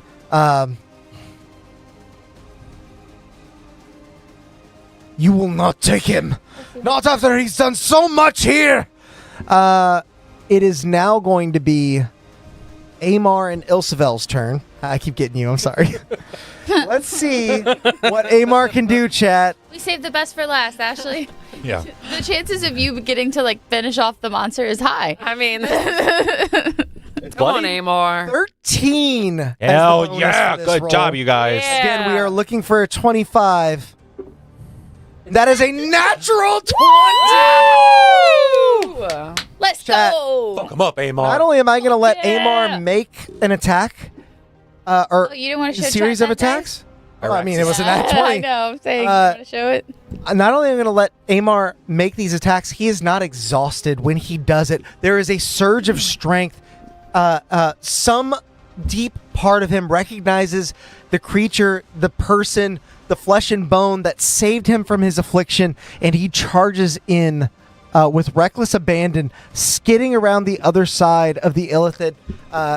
It is surrounded, and he lies in its blind spot, swinging back, his great baby. sword with a natural 1. Ah. Natural Are you 1. gonna It really is the anime power of friendship episode. Yeah, it really is. Amar gets so excited he somehow casts Mass Healing Word. His second attack, however, I agree. happened. What's the one? is a 16, which we know hits and deals 10 points of slashing damage to the Illithid, Oh. Good job, Amar. driving it that much closer to death. You can see some of its I wouldn't even call it blood at this point, but blue ichor pouring out from its skin. He hacks into its shoulder as its arm goes completely limp. It only minds its tendrils at the front where it grips Og, but if it is done in soon, it may yet not be satisfied by this meal. Tilda, it is now your go. All right, Tilda is aiming for the tendril that's wrapped around. Yeah, cut it Got off. She's going straight for it. Drum I'm roll. gonna cut it and push him. Period. Was it a good roll? Reroll it if it If was. it's not good, No, it was re-roll very it. bad. Re-roll it. Re-roll it. Re-roll it. Did There are count? chat It rolls, fell I off- believe. It fell off the table. I No, didn't no, re-roll no. it. She looked That at was it. a very It was a clean- 9. take. It was That a was- 9 Monopoly total. rules. It's Is got to that be on the what it board. was? That's a take. If you look at the die before proclaiming. Roll your second one because it's Yeah. yeah. Yeah. I need chat to hear this. What do I get a plus. Plus 4. 4. We know 16 hits. We get to All refresh right, it. so I'm gonna take a 14 from chat. Okay. Thank you, chat. You're helping in more ways than just Amar here. For an 18 Oh, I forgot to total. reopen the bolster. For an 18 Yeah, well, they've been total. bolstered. My bad. Come on, chat. Everybody rebolster. Rebolster. 3 points of damage. Freaking Okay. DM over here. Takes the 3. He's pushed. And I'm able to push Oh, him no. 3 feet backward. 10. 10. Looking at the 10 and like so confidently 3 feet. What does this attack look like as you are able to find purchase finally in this illithid and drive him 10 feet back, releasing your friend? The goal is to sever the tentacle that's wrapped around his neck so that like it's not that he disengages, it's just cut off. Yeah. And then the bow continues to push him back. And I think if it's 10 feet back enough. Yeah, he's in the wall here. Yes. Like the bow's like got him pinned to the wall.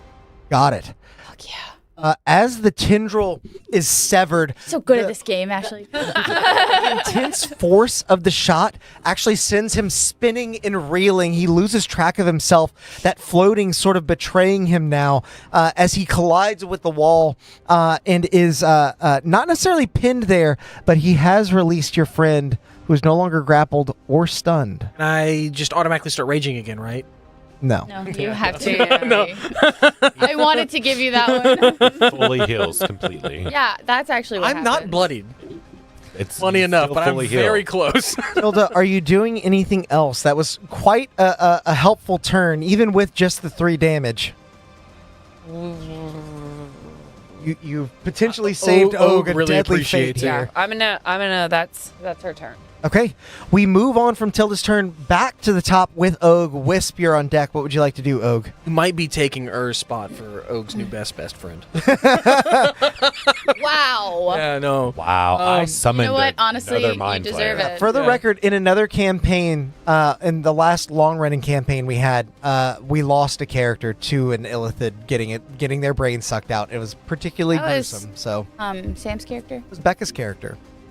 She was brought back at great cost. Yeah. In the main Rathazos. one. Oh Remember, shit! I revived forgot her, but about she that. had no brain. I was dealt with pain yet. Right. It was getting your brain sucked out is gruesome. Forgot about It's that. Very bad. Yeah. Is it? You know. I Lobotomy, right? You just revivify that. I'm going to Like it'd be fine. re-rage Uh-huh. and run up Worse. to this guy, but again with the calm Serenity. serenity that I have. No reckless attack this time. Okay. It's like, never mind. Let's Like, I'm gonna not be do that. calm. Just normal amounts. Close on the illithid. For Are a you 20 raging? Yes, for a 23 to hit. Oh my god, this little cluster of minis in the corner. 23 absolutely hits. Freshly freed from your bonds, you close on the mind flayer. 8 piercing damage. Okay. Yeah. Takes 8. And then this next attack, because I was with my short sword, Mhm. has advantage. Yes. I'm going to flail him on this one. Who says weapon juggling isn't Probably, like, a viable option? That is a 17 to hit. 17 hits. And then that is 11 points of bludgeoning damage. Okay, he takes 11. As I'm back to straight roll for my final attack with the scimitar. and he's sapped now. A scimitar. Another 23 to hit. 23 does hit. Scimitar. Help me remember the sapped, because that probably will come in play. And that is for, plus the 3, 9 points of slashing damage. Okay. Scimitar. Scimitar. Like the As you drive your scimitar across the chest of this creature, you see finally their tendrils, their Squidward feet finally touch the ground. They are no longer able to hold themselves aloft, but they are still standing. As I think Og is like, honestly, probably crying and yelling like with each hit, like, you will not take my friends from me, and he's just like bashing on this guy. Yeah, like Very Wreck-It Ralph. yeah. Seeing this unfold, what does Wisp do with her turn? Honestly, run away. Honestly, she's I'm outta kind here. of like far in the back. I think I'm gonna either throw or shoot something. Okay. Og seems really upset. Yeah, I'm gonna keep my distance. I think I'm gonna just use my boomerang. Okay. You do have plenty of allies, so you will get sneak. Well, does boomerang? Yeah, it's ranged, so. I don't have a weapon mastery on this one, but I have 18 to hit. 18 hits. Okay. You do get your sneak attack. I sure do. Gather the D6s, light the fires. It's okay. I hear that. Ooh, dice sounds. Yes. Ooh, okay. 20 points. How does 25 points. How does Wisp want to put down this illithid? Yeah. With him Suck its brain out. yeah. I'm gonna get real low to the ground, and I'm gonna throw my boomerang to where it's timed to hit between his punches, Okay. and it just You And then it throw your comes back to boomerang me. and you see it whipping through the 3.6. air. Just as Og finishes his flurry of attacks, the illithid rises once again, standing on its own power. And Og, you hear the whipping sound. You duck, and you see the illithid's eyes finally show emotion, finally just go wide as the boomerang through its head, its brain exposed. and then it comes back through his brain the other way. As it does, the brain is now cut in half and Yeah. sloughs onto the floor. Get some The illithid sloughs onto the floor as well in a puddle of brain matter, tendrils, and goo. You have felled the final enemy of this combat. You are Really wanted out to save of it for initiative. you. Left with only Happy with my the thinning sour notes of these tuning forks, a hole in the wall, and a number of allies with blank expressions upon their faces, some struck with awe, others struck with worry. Ilsevel and Amar struck with a change that will forever mark him for the rest of his life. His cold, emotionless stare turns to you. You have my thanks. And that is where we are going to end our session for tonight. I hope Wisp's camera wasn't down for too long.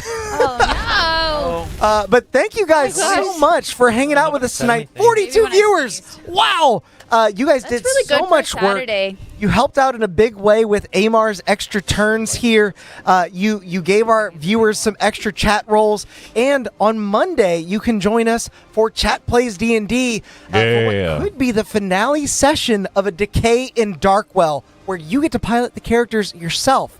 Then, if you're not done with D&D just yet, on Wednesday, you can join us for a brand new episode 1 of the final arc of our long-running campaign, The Ashen Abyss. We have been on this journey for 3 years. Each of these arcs are self-contained 3 adventures. years? Well, two and a half. Oh my god, that It has can't been a believe that. long time. It was like May of 23 or something. Oh, that's 20 crazy. Yeah. I didn't know my wife yet. Oh, that's crazy. literally met, started dating, got engaged, and married, and all of that. Lots of things have changed, That's but some crazy. things remain the same. It is going to be an epic time. It all comes down to this. So make sure to like the video and subscribe to the channel so you don't miss a bit of it. And until next time, go out there and make some chaos. Bye. That's crazy, Sam.